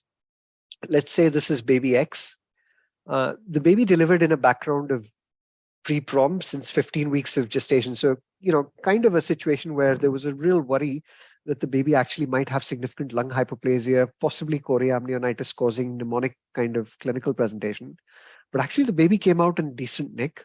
The baby was breathing, it was vigorous. The baby was kind of, based on our protocol at the time, was intubated and given surfactant. We provide IPPV and PEEP, but most of these babies will get a tube and get surfactant in delivery suite because of the distances that we have to travel in my home institute.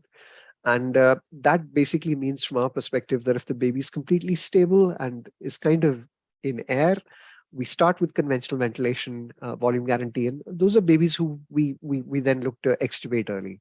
So as opposed to our Canadian colleagues who might want to kind of peep these babies around, we're a little bit more circumspect. Now, this is a baby who started with conventional ventilation, had a dose of surfactant, and was managed on VG, but clearly at 6 mils per kilo was needing high pressures to achieve those volumes. So had another dose of surfactant. And we're now at 2 weeks of age, kind of in a situation where the baby's never extubated.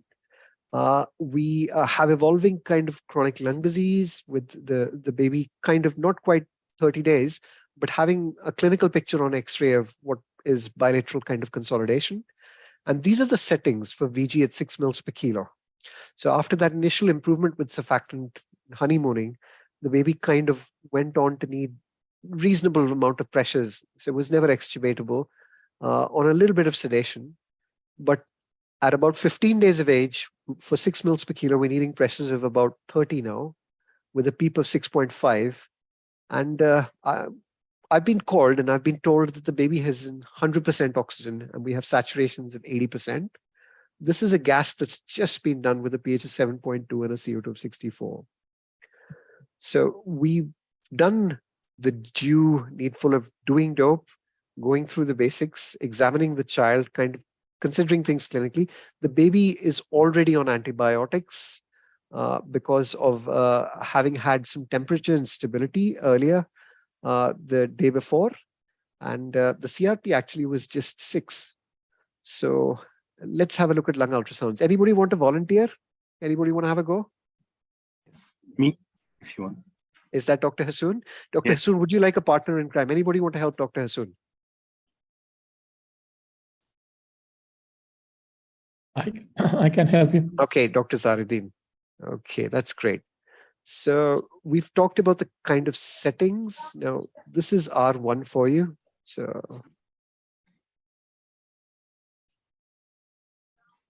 But this baby, we are sure that dope is okay.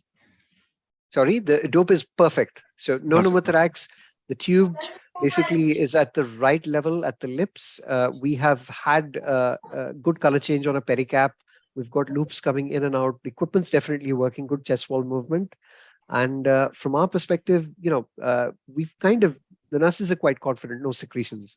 And this Okay. is what you see on R1. Yeah. So this is a irregular pleura with subpleural consolidation, complete B profile.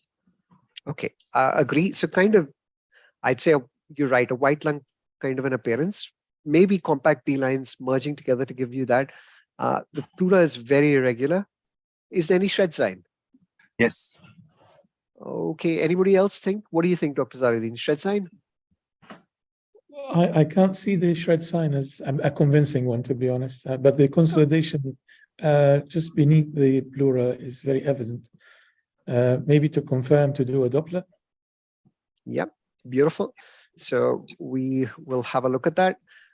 Sorry, yeah. Is these snowflake signs? Are there snowflake signs? So if this baby were a day or two old, I would consider it.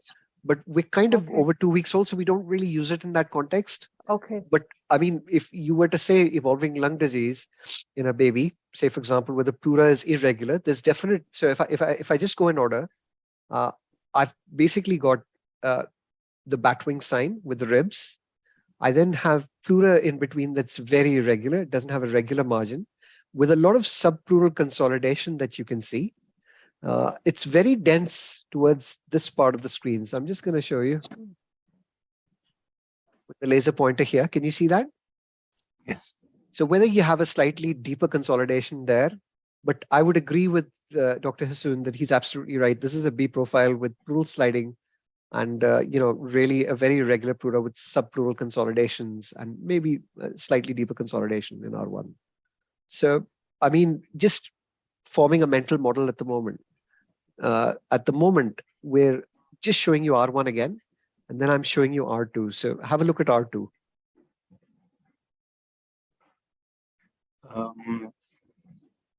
R2, I think the same is, we have also this irregular pleura with some subpleural consolidation and compact B line, but I don't think this is maybe some shred sign on the left side of the image. I'm not sure. Here? Yeah. Okay. So again, we're going to see a lot of shred sign because I know that it creates a lot of confusion. So this I want to clarify to everybody is just drop out from the ribs. Okay. Yes. This is not a shred sign. These are subpleural consolidations that you can see over here. And shred sign should be very irregular. It should be deep and very irregular. And I'm not really convinced this is very irregular at this particular point. I just think you have subpleural consolidation with a very irregular pleura. But I mean, in terms of kind of obvious consolidation and atelectasis, can you see any obvious consolidation or atelectasis in R2? No. Okay. Dr. Zaruddin, do you concur? Actually, I have a point, kind of a burning question about. Please.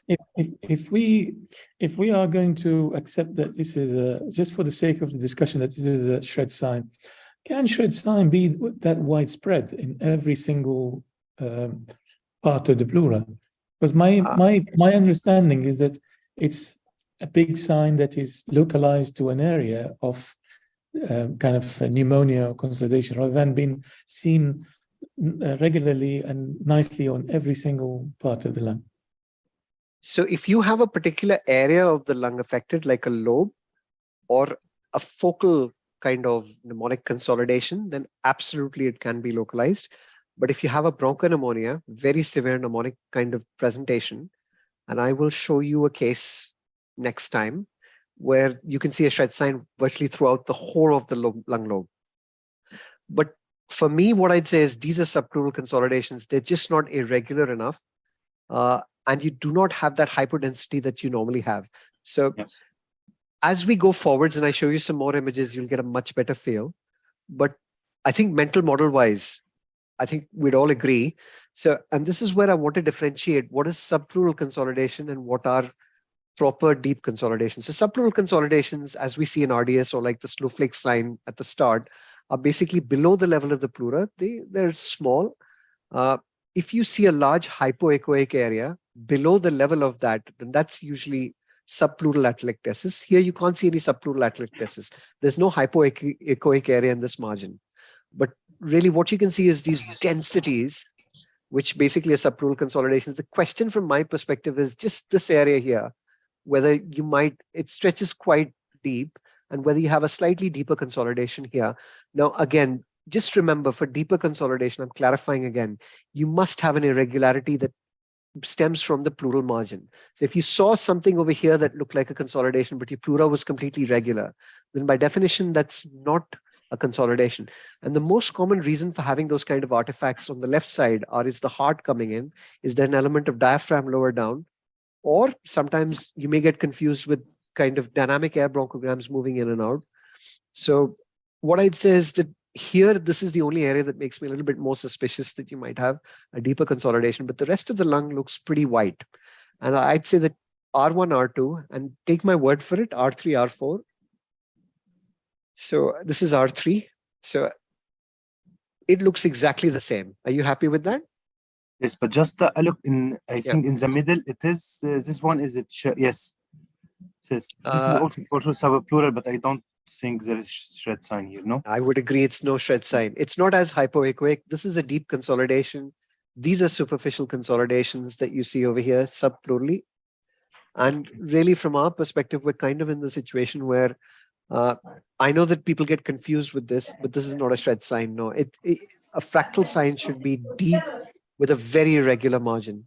And we'll see some today, so don't worry. Okay. But I mean, if you were just considering R1, R2, R3, and this is R4, again, same. Yep. So what kind of differentials come to your mind? So you've got a baby who's acutely desaturating. Is this a pneumothorax? Is there evidence of a pneumothorax here? No. Okay. No pleural effusion. And one of them is pneumonia or evolving chronic lung disease. Now we are 2 weeks of age. Sure. Okay.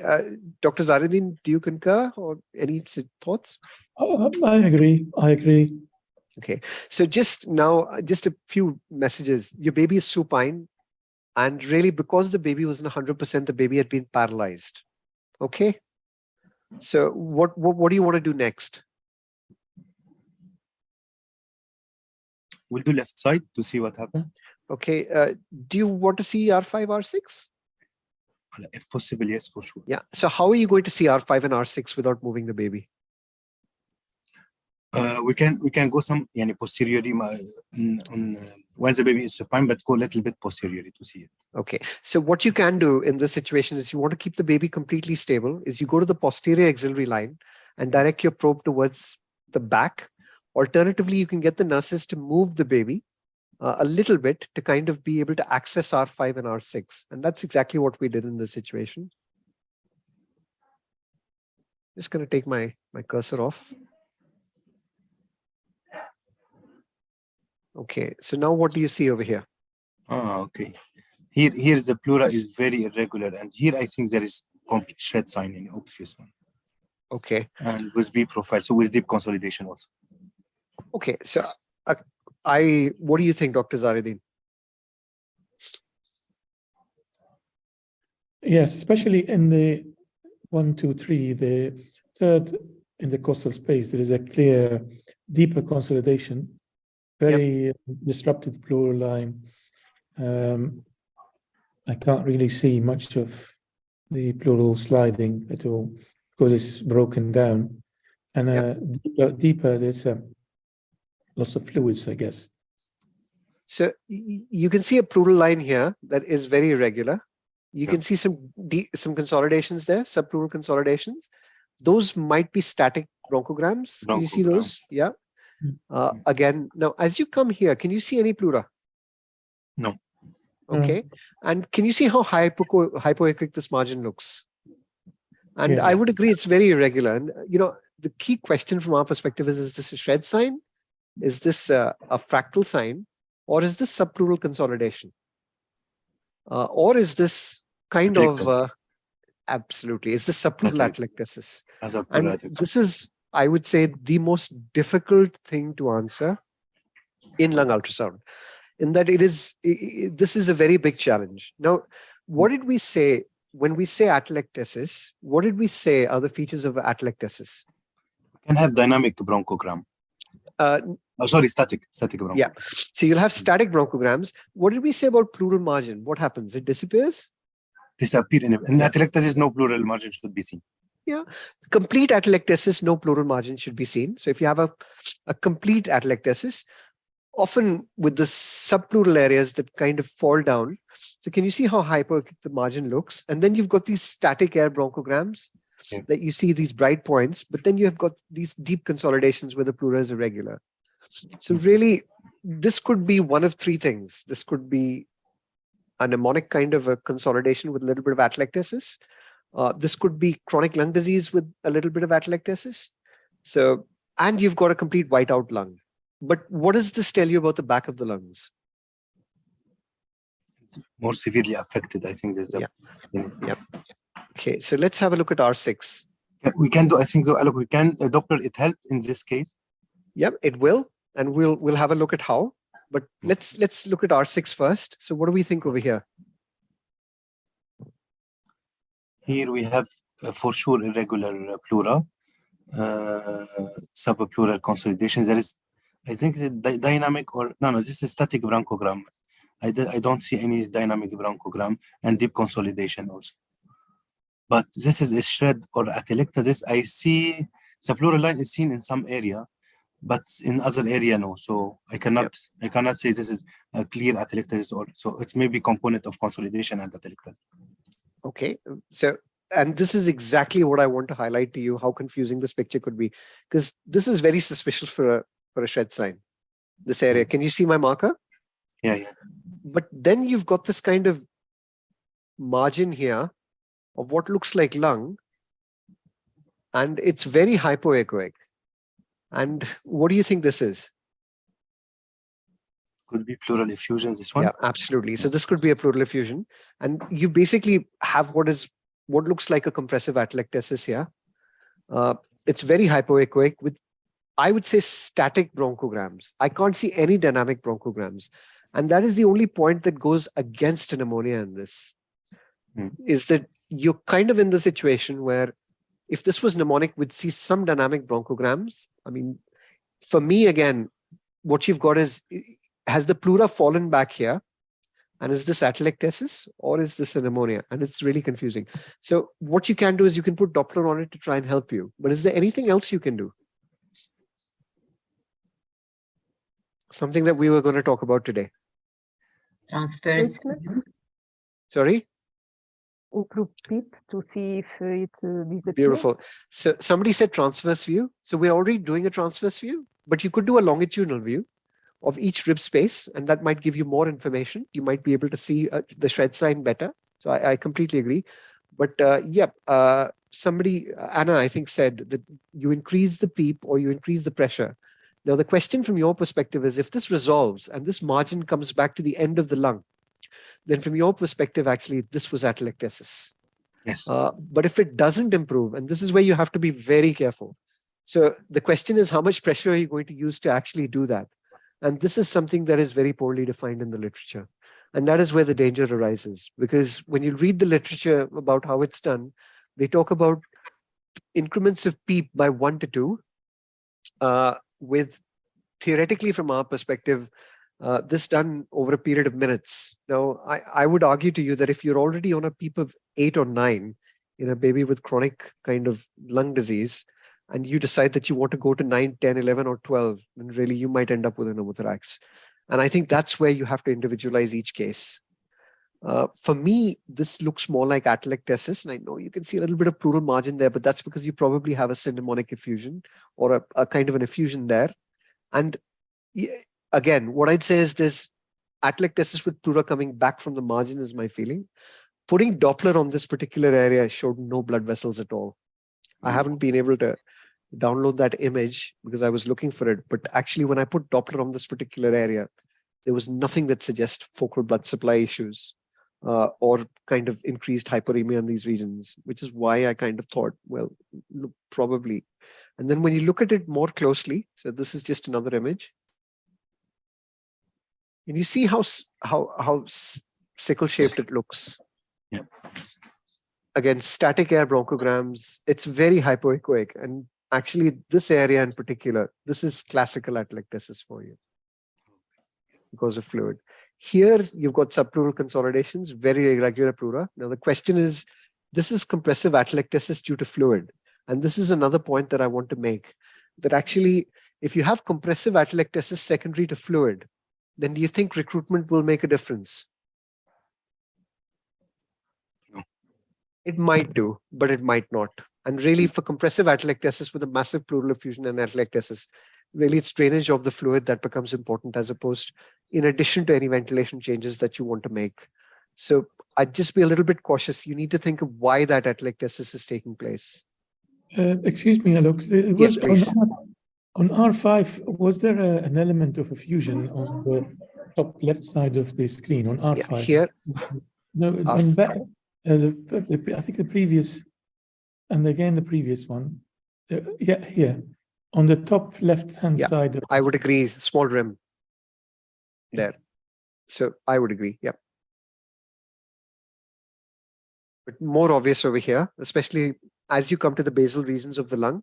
So just remember, we're most dependent over here. Hence, you know, the larger pocket of fluid that's easily visible. Now, let's see what the left looks like.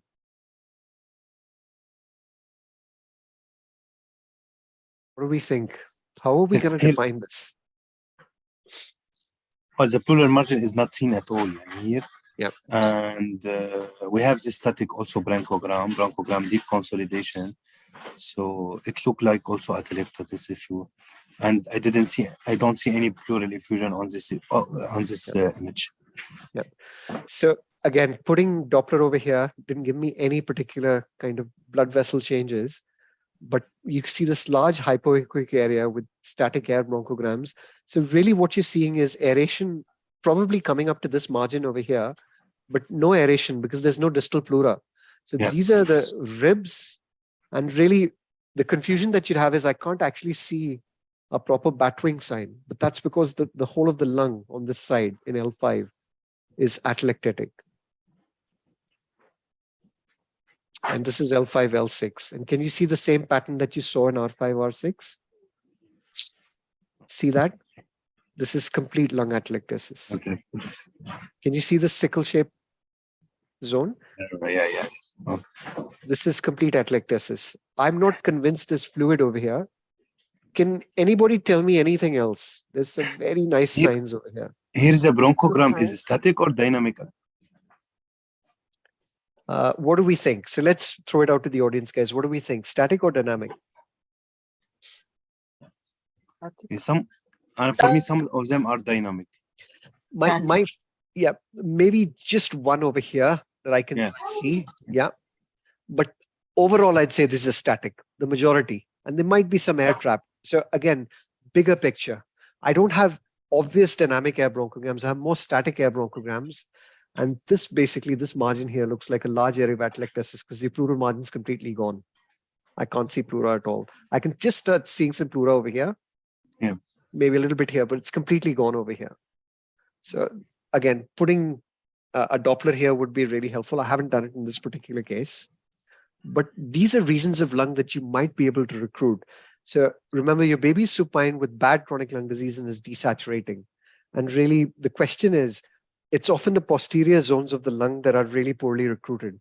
And that is one of the reasons why proning in these babies really helps. Yeah. So, you know, it's really, really important. So, okay. So this is the same baby at a much later time on the right lung. I'm just giving you an example. The baby is actually much further down the line. So what do we think about this image? Also his pleura is very irregular. Yeah. Deep consolidation, and this I don't see the pleural margin here also. Yeah. So you have no pleural margin here. Now this gets really confusing because this could be a shred sign, but I have no pleural margin here. And can you see when I put Doppler, do I have any blood vessels? Yes, there is some blood vessel. So is there a typical kind of flow, or is it just a diffuse kind of a speckly pattern? No, it's diffuse. Yeah. So this is where I would say that be very careful when you put Doppler on. Really, what you should be able to see is a blood vessel-like arrangement. This is just Doppler, and really, it's a speckled pattern without any particular blood vessel kind of pattern. Again, this is atelectatic lung. It's completely atelectatic lung. You've got a complete white lung appearance. Pleura has basically kind of degraded itself from the margin, and this hypoechoic area is an area of atelectasis. And this is really a region that I would like to recruit. Now, if you see this in the right upper lobe, again, just go back and just have a look to see where your tube is. Now, let's see what pneumonia looks like.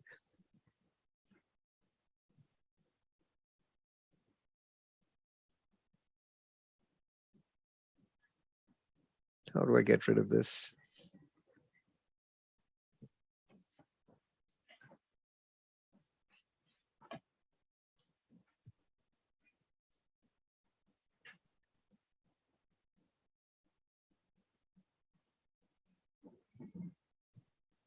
Okay, so just showing you atelectasis again. And now let's have a look at pneumonia.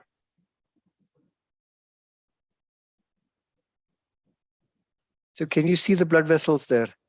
Oh, yes. Yes. Can you see the blood vessels there? Yeah. Again, a very irregular margin that you see. And this is why I'm showing it to you, because it can be very confusing. And this, from my perspective, is a shred sign. Can you see how irregular and sharp the borders are? Okay. But I'm just highlighting to you how confusing it can be. This is mnemonic consolidation. You have to clinically correlate as well. I mean, I have a high CRP in this other baby that I'm showing you. So can you see how the blood vessel arrangement is within that area? It's very focal, as opposed to being just diffuse and speckled. So if I just show you this, you've got a speckle kind of appearance, but here it's much more focused.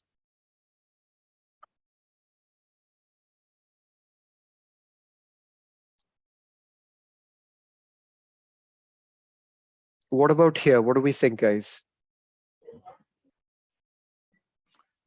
Yeah, there is just diffuse Doppler, and it's not with vessel. Yeah, we are not seeing a vessel. So what do we think? But the pleural margin is okay, is seen. This hypodensity. So what do we think that is? Atelectasis. Yeah, that's atelectasis for you. So what I'm trying to highlight to you is it can be very difficult. I even for the best of people, whether that's the experts, I'm sure it's as difficult for, Nadia and Almedina. But, this area where you expect blood vessels, if this was a shred sign, I can't really see a blood vessel pattern. I just see a speckled appearance. There are some very dense areas over here. But again, this is outside the level of the lung. We're talking about the ribs over here. So this is the importance of using Doppler accurately. And this is pneumonia for you. So can you see how focused this particular area looks with the blood vessels? And spend some time there. Keep your Doppler there. Try to mental model. And if you're confused, just go back to what we said. Get a second person, a fresh pair of eyes to come and have a look at it. But these are just some of the features that help you differentiate focal atelectasis, diffuse atelectasis consolidation from pneumonia. I think a key important aspect of differentiating kind of consolidation and atelectasis or mnemonic consolidation is consolidations like in meconium or in pneumonia will often be bilateral patchy. Pneumonia per se can have dynamic kind of air bronchograms, but atelectasis or collapse will usually have static air bronchograms. Sorry, guys, just so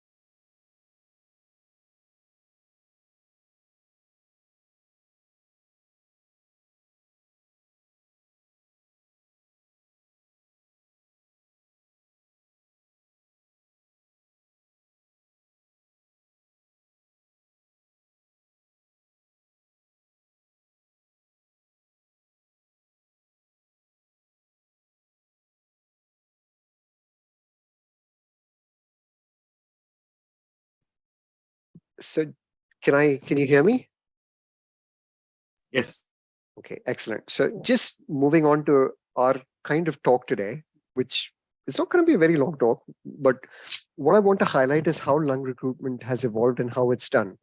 And really from our perspective, what we will do in subsequent kind of sessions is basically demonstrate to you in real time how it's done. But more importantly, a lot of it evolved from adult critical care, where in particular during, and especially during the COVID period, where people had COVID pneumonia, people used ultrasound to basically detect recruitment of lung areas. And classically, those lung areas which are kind of gravity dependent and tend to collapse can be recruited in real time by actually putting an ultrasound probe to actually review that while you're actually increasing lung pressure. But what we always must realize is that not all types of kind of visible lung ultrasound appearances are amenable to recruitment. And a good example is you might have a mnemonic kind of a consolidation with exudate that's resulted in kind of bronchial blockage. Now, increasing your ventilation might shift that exudate and may recruit lung. But if you have complete, say, consolidation with a completely obstructed bronchus with a mnemonic kind of a consolidation, actually that might not be recruitable. And the risk is that if you try to increase your pressure too much, then actually you might not just only cause pneumothorax, but you also alter heart-lung dynamics. And in extremely preterm and small preterm babies, as Nadia has pointed out, small changes in PEEP can reduce your venous return. And before you know it, you don't have enough flow to the pulmonary kind of the lungs. And as a result of that, you kind of create problems with hypoxemia secondary to reduced venous return, which actually makes things worse. So be very, very careful. What we know is that there's certain patterns that have been described in the literature, some of which I will introduce you to today, which help us differentiate between patterns which are amenable to recruitment, so specifically lung collapse, versus patterns that are not kind of amenable to recruitment. And a good example is if you just have interstitial edema, increasing PEEP might actually reduce that, especially if you have heart failure. So you might find that you go from what is a complete whiteout or a B lung profile to well aerated A lung profiles. And that's an example of lung recruitment in that context. On the other hand, you might have atelectasis, which needs high pressure. which then presents with what we call a C profile, if you remember your kind of classification. The C profile then converts into and gradually recruits, as you can see over here. So as pressure is going up, this kind of area of atelectasis is gradually recruiting to the point where you get what is still a white lung appearance because you have severe chronic lung disease, but actually better recruited lung, which is more likely to be aeratable because of good ventilation dynamics.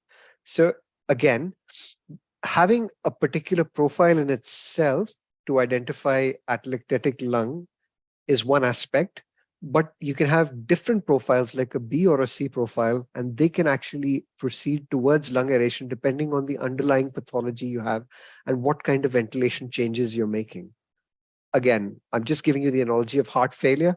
So often babies with a large duct might have lungs that are completely flooded, or an AVST baby who's on, say, air. Now, if that baby is put on PEEP, and from our perspective is in a situation where we have kind of prevention of the left to right shunt, you might find that basically an AIS or a B profile pattern then goes to what is maybe compact B lines, gradual further recruitment results in better aeration to a kind of an AB profile. And that's kind of recruitment from a perspective of, say, a B profile. But for atelectasis or consolidation, it's really trying to see where that pleural margin is moving to and how it's apposing up. And this really means trying to achieve what we call as a critical opening pressure. Now, how do we do that? So how has it been described in the literature? And it's very much applicable to how it's done in adults and in neonates. And the most important thing is you first confirm your pattern. So is this lung atelectasis or collapse, or is it mnemonic consolidation with lung atelectasis or collapse, or is this just a complete whiteout? And now chronic lung disease with well-recruited lungs can present with a B profile and whiteout. Now, if you're well-recruited in that situation with no focal areas of atelectasis to recruit, and you just keep on increasing the pressure in that situation, what will happen is you will cause problems. And in particular, you may impact heart-lung interaction. And the first thing, once you confirm that you feel an area of the lung needs to be recruited, is how stable this baby is for a recruitment maneuver. Now, I'm going to give you a simple example. An extremely preterm baby, like the one we've just seen, who I've just presented, has that kind of appearance in the back of its lungs. Now, I can oscillate this baby. I can increase the PEEP from where it already is. But where am I? Where is my resting state? Well, I've got a PEEP of 6.5 already in that case, if we go back to it. So I have scope to go up on the PEEP before I oscillate. Now, the reason I'm kind of thinking of that is because if I look at the blood pressure on this baby and it's already low, because this baby is in a situation where the baby is septic or has other problems with it, then actually going onto the oscillator and using a very high MAP very quickly will actually reduce venous return. And that reduction in venous return means less pulmonary blood flow, less oxygenation, and paradoxically, I'll make things worse. So you must clinically assess your baby. You must look at their state. And a good example from my perspective before I do this is looking at the filling of the heart. I like to look at the IVC distensibility if you're not oscillated. If you're oscillated, the IVC will be stented wide open. But I'd also like to look at the filling of the heart. Eyeballing is good. What does the right atrium and the right ventricle look like? Is it reasonably well filled? Is this a baby who's going to tolerate a recruitment maneuver at this particular point of time? So you make those assessments, you look at pulses, you look at blood pressure. Now, if I have a low blood pressure with a heart that's kind of collapsed, I might actually, while I'm preparing to do the recruitment maneuver, want to give this baby some volume, improve preload, try to fill that right side of the heart. Alternatively, I might, from my perspective, want to avoid oscillating with a very high MAP and just go up in short increments of PEEP. So the second step of will the baby or the patient tolerate the lung recruitment maneuver with heart-lung interaction. Now, for those of you who don't do echo, that might be as simple as cerebrating, examining the baby, looking at pulses, having a feel of where your liver is, kind of looking at the baby clinically, looking at blood pressures and having an overall assessment. And if you have an invasive arterial blood pressure, that's ideal. But if you have non-invasive trends that are kind of dropping, your pulses are clinically weak and you have a lactate that's elevated, well, this lung recruitment maneuver might not be well tolerated without some volume.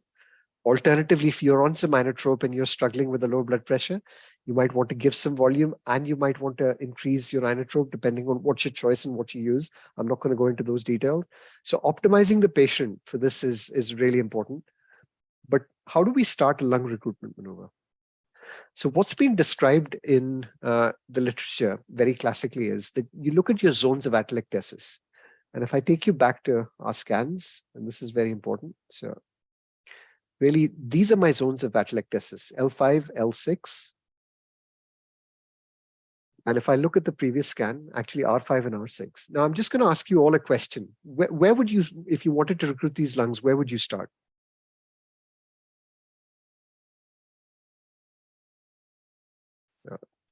Would you start anteriorly?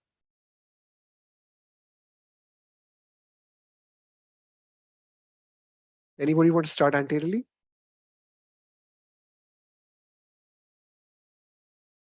Go for it, guys.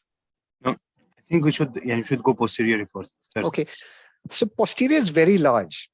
So we've got R5, we've got R6, we've got L5, we've got L6. So where would you like to start?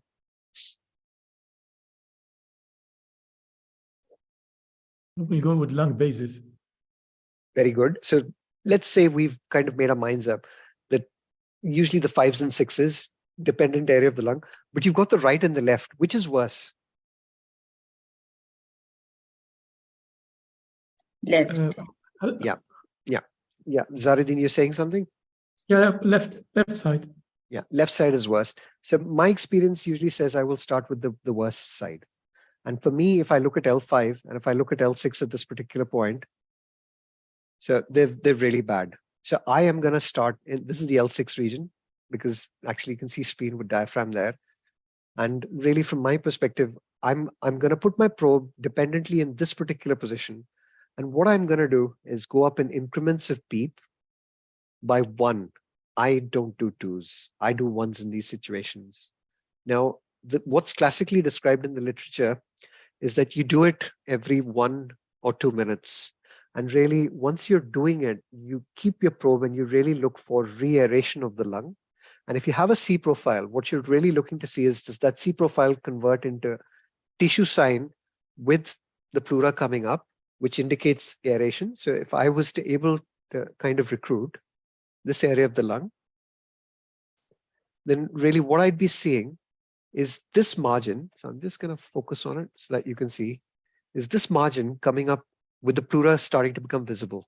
And it may be that I can't recruit all the way up to the pleura, but I might be able to half it. So if this kind of appearance, the L5, after say an increase in PEEP by 2 or 3, went and looked like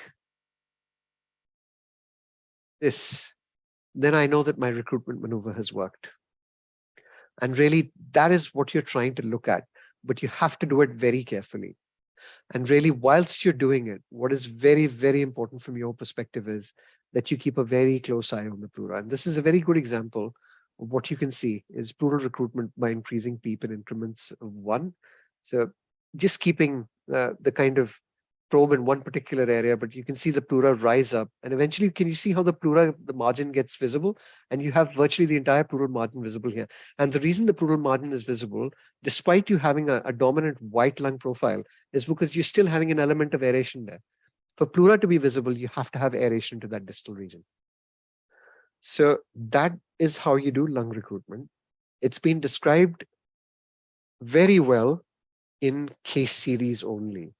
And this is very important. This is why I'm trying to highlight that strong, high quality evidence of demonstrating that lung ultrasound guided pulmonary recruitment works in every baby does not exist. And there are real risks if you use it in the context of a baby who might not have recruitable lung, and that is not easy to tease out. So I would strongly advise that when you're doing it, if you're doing it, you do it in very controlled circumstances with patient optimization. And usually when I'm doing this, it might mean volume. It might mean making sure you have a good blood pressure. And I'm not aggressive. And I know that, having spoken to other colleagues who actually use it, some people are very aggressive. They go up by PEEPs of 5 to 6. I've seen a map go up from 11 to 17 on the oscillator in a matter of about 10 minutes. And for me, that's quite risky. I would be very careful of how you're going to affect the lung venous return to the lung from the heart because of reducing it, but also the risk of a pneumothorax. If you start trying to do that in a baby who's just received surfactant on day 1 or day 2, you're really talking trouble. Now, what I'm going to talk to you about is how I do it, and this is just something that I call the DPSS approach. So first of all, I'm going to look at areas that I would define I think are atelectatic, and we know that consolidation can exist with atelectasis.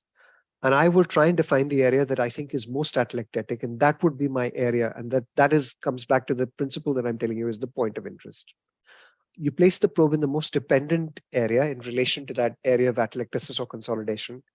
And as I said, for me, it's a slow process. I do increments of 1, and I usually do them every 2, maybe even 3 minutes.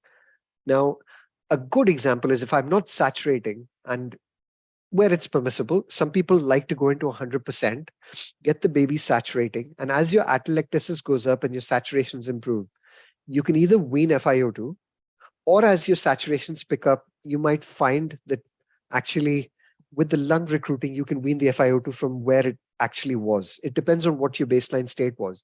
Now, if I have a baby with SATs of 60, really I've incremented oxygen, I've hit 100%. Then really what I'd be looking at is an improvement in SATs, but I'd be weaning FiO2 simultaneously as I recruit lung.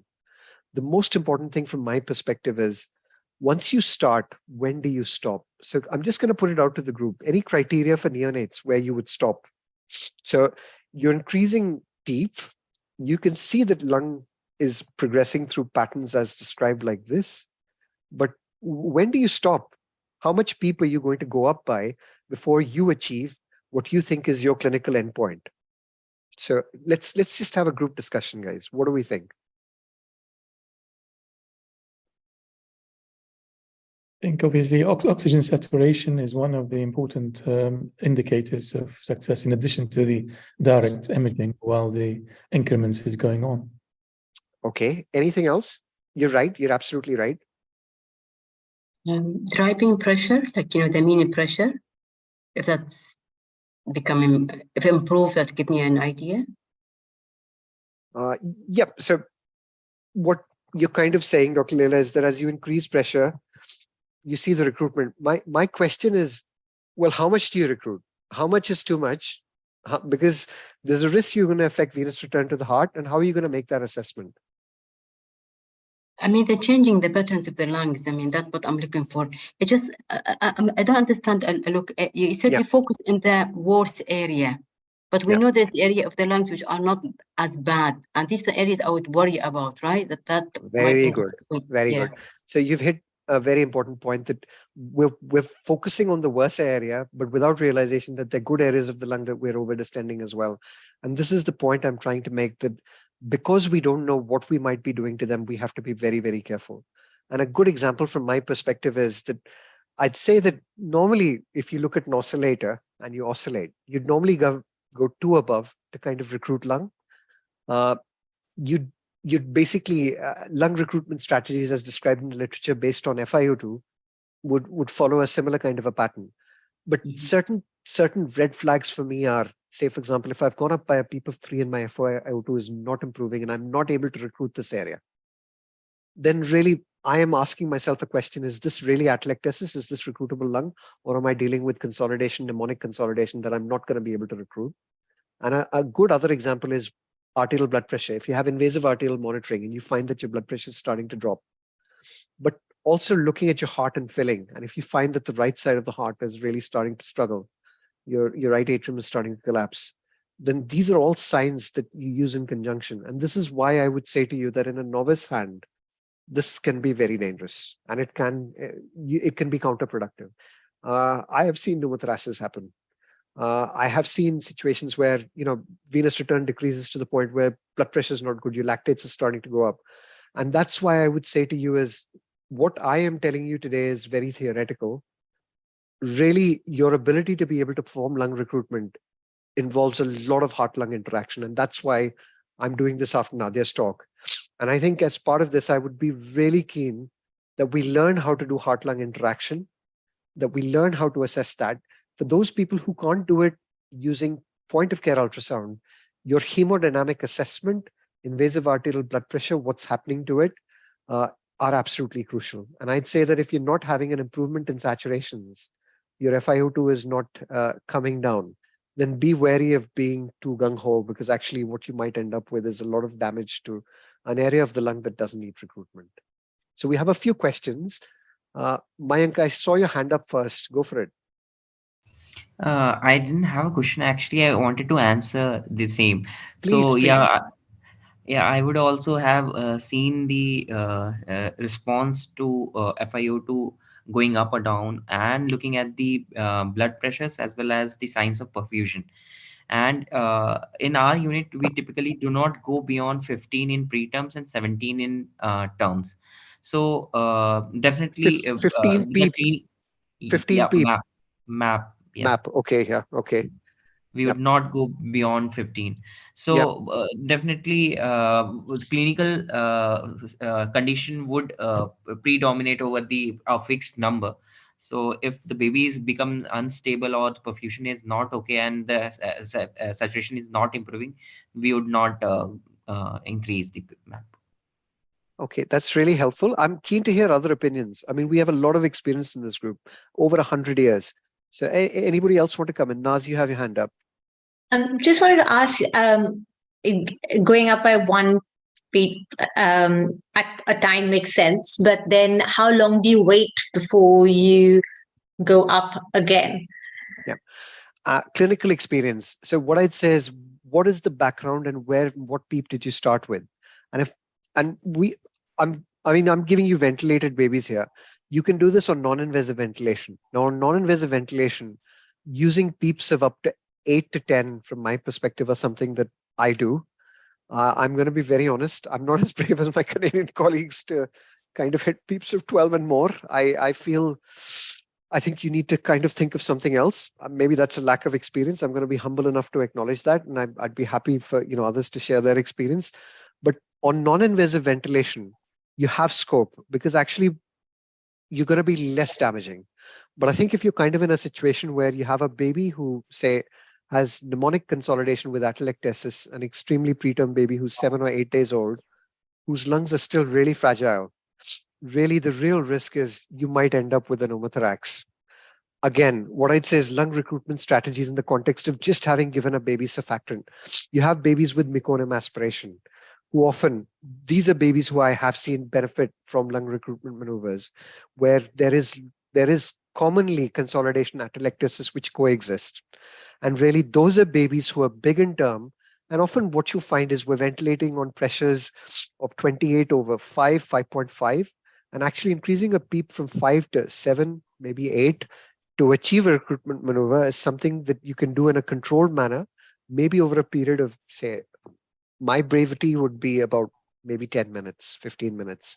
But really, if I'm not getting improvement, I'm going to, within my limitations, basically go back to what I think is physiological, or if I find falls in blood pressure, and I would not hesitate to go back to a chest X-ray if I'm struggling. I want to see 9 posterior ribs.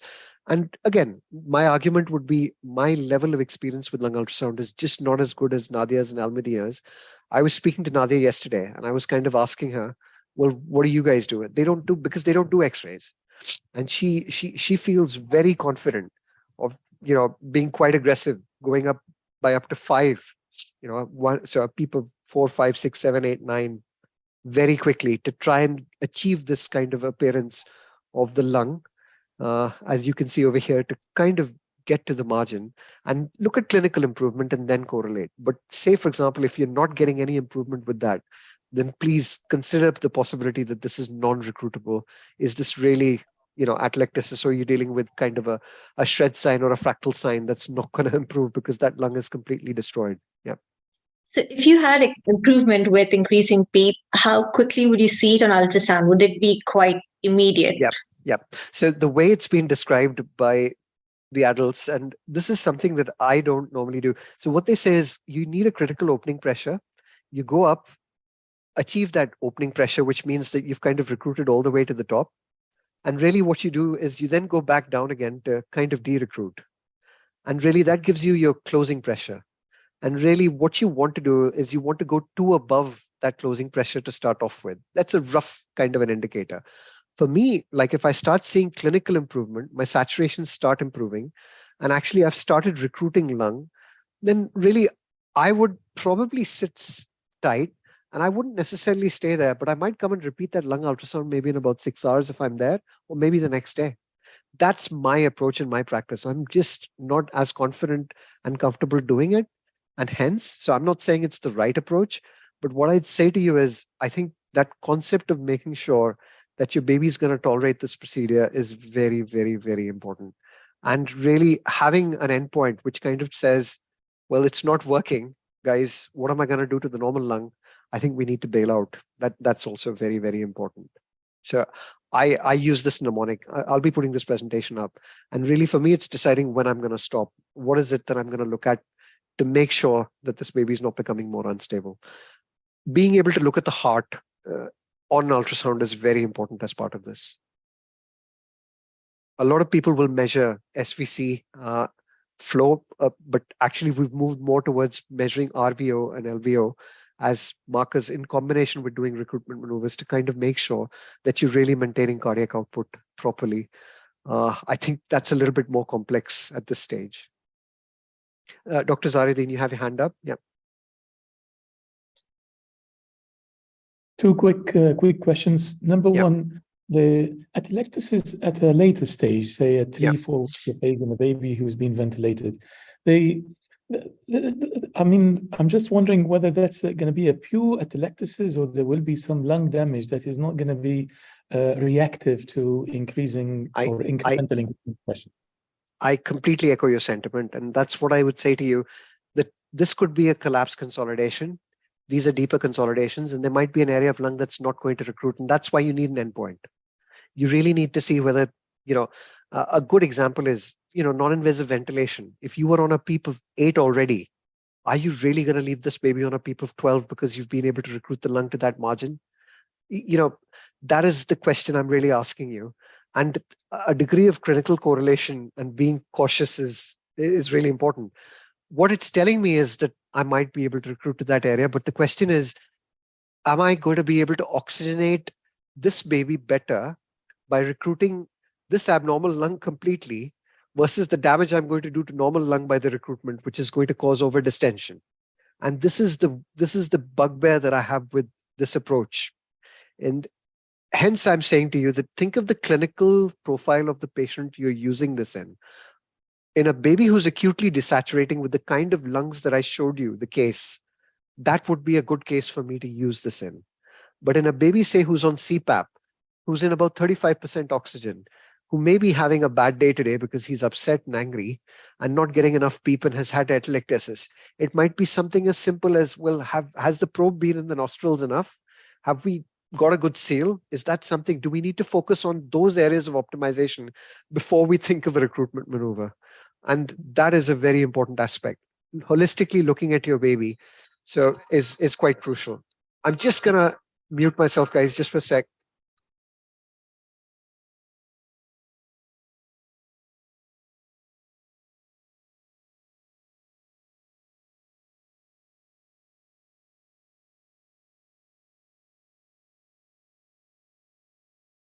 So I have time for one final question. Anything else? Yeah, I have a question. Yes, so sometimes in ultrasound, we even on X-ray we do not see any collapse, but still we feel that recruitment is required, or is typically in a case when we switch to HFO mode of ventilation oscillation. So how do we go about recruitment in that case without any obvious collapse?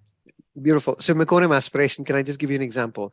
So you might on lung ultrasound just have a B profile. You don't have any consolidation. You don't have any C profile. You don't have any atelectasis. But what you've got is a lot of interstitial pattern, B profile, a whiteout lung. And really, when you're recruiting in that situation, if that whiteout lung kind of translates into an A profile or an AB profile, and you're seeing clinical improvement, then actually what you're doing is you're reducing what most probably is inflammatory exudate secondary to meconium aspiration, and you're improving aeration. So that is one way of looking at it. Again, similar to congestive heart failure, you've got a baby who has got a complete whiteout alveolar interstitial syndrome. And really, when you put the PEEP on, what you find is that you've just moved back now to actually more aerated AB profile, but which still has a dominant B profile. Then those are examples of non-consolidation based lung recruitment improving things. So I've only done a bit of the presentation today.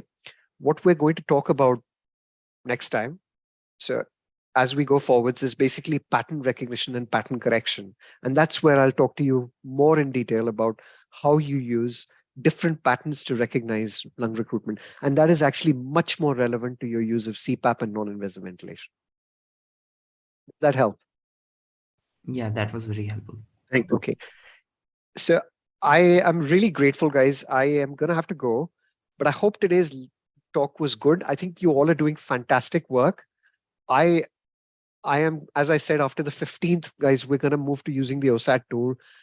Keep presenting. I think all of you are improving. Think of the points. I think some of the summary messages from today, think of your depth, your gain settings.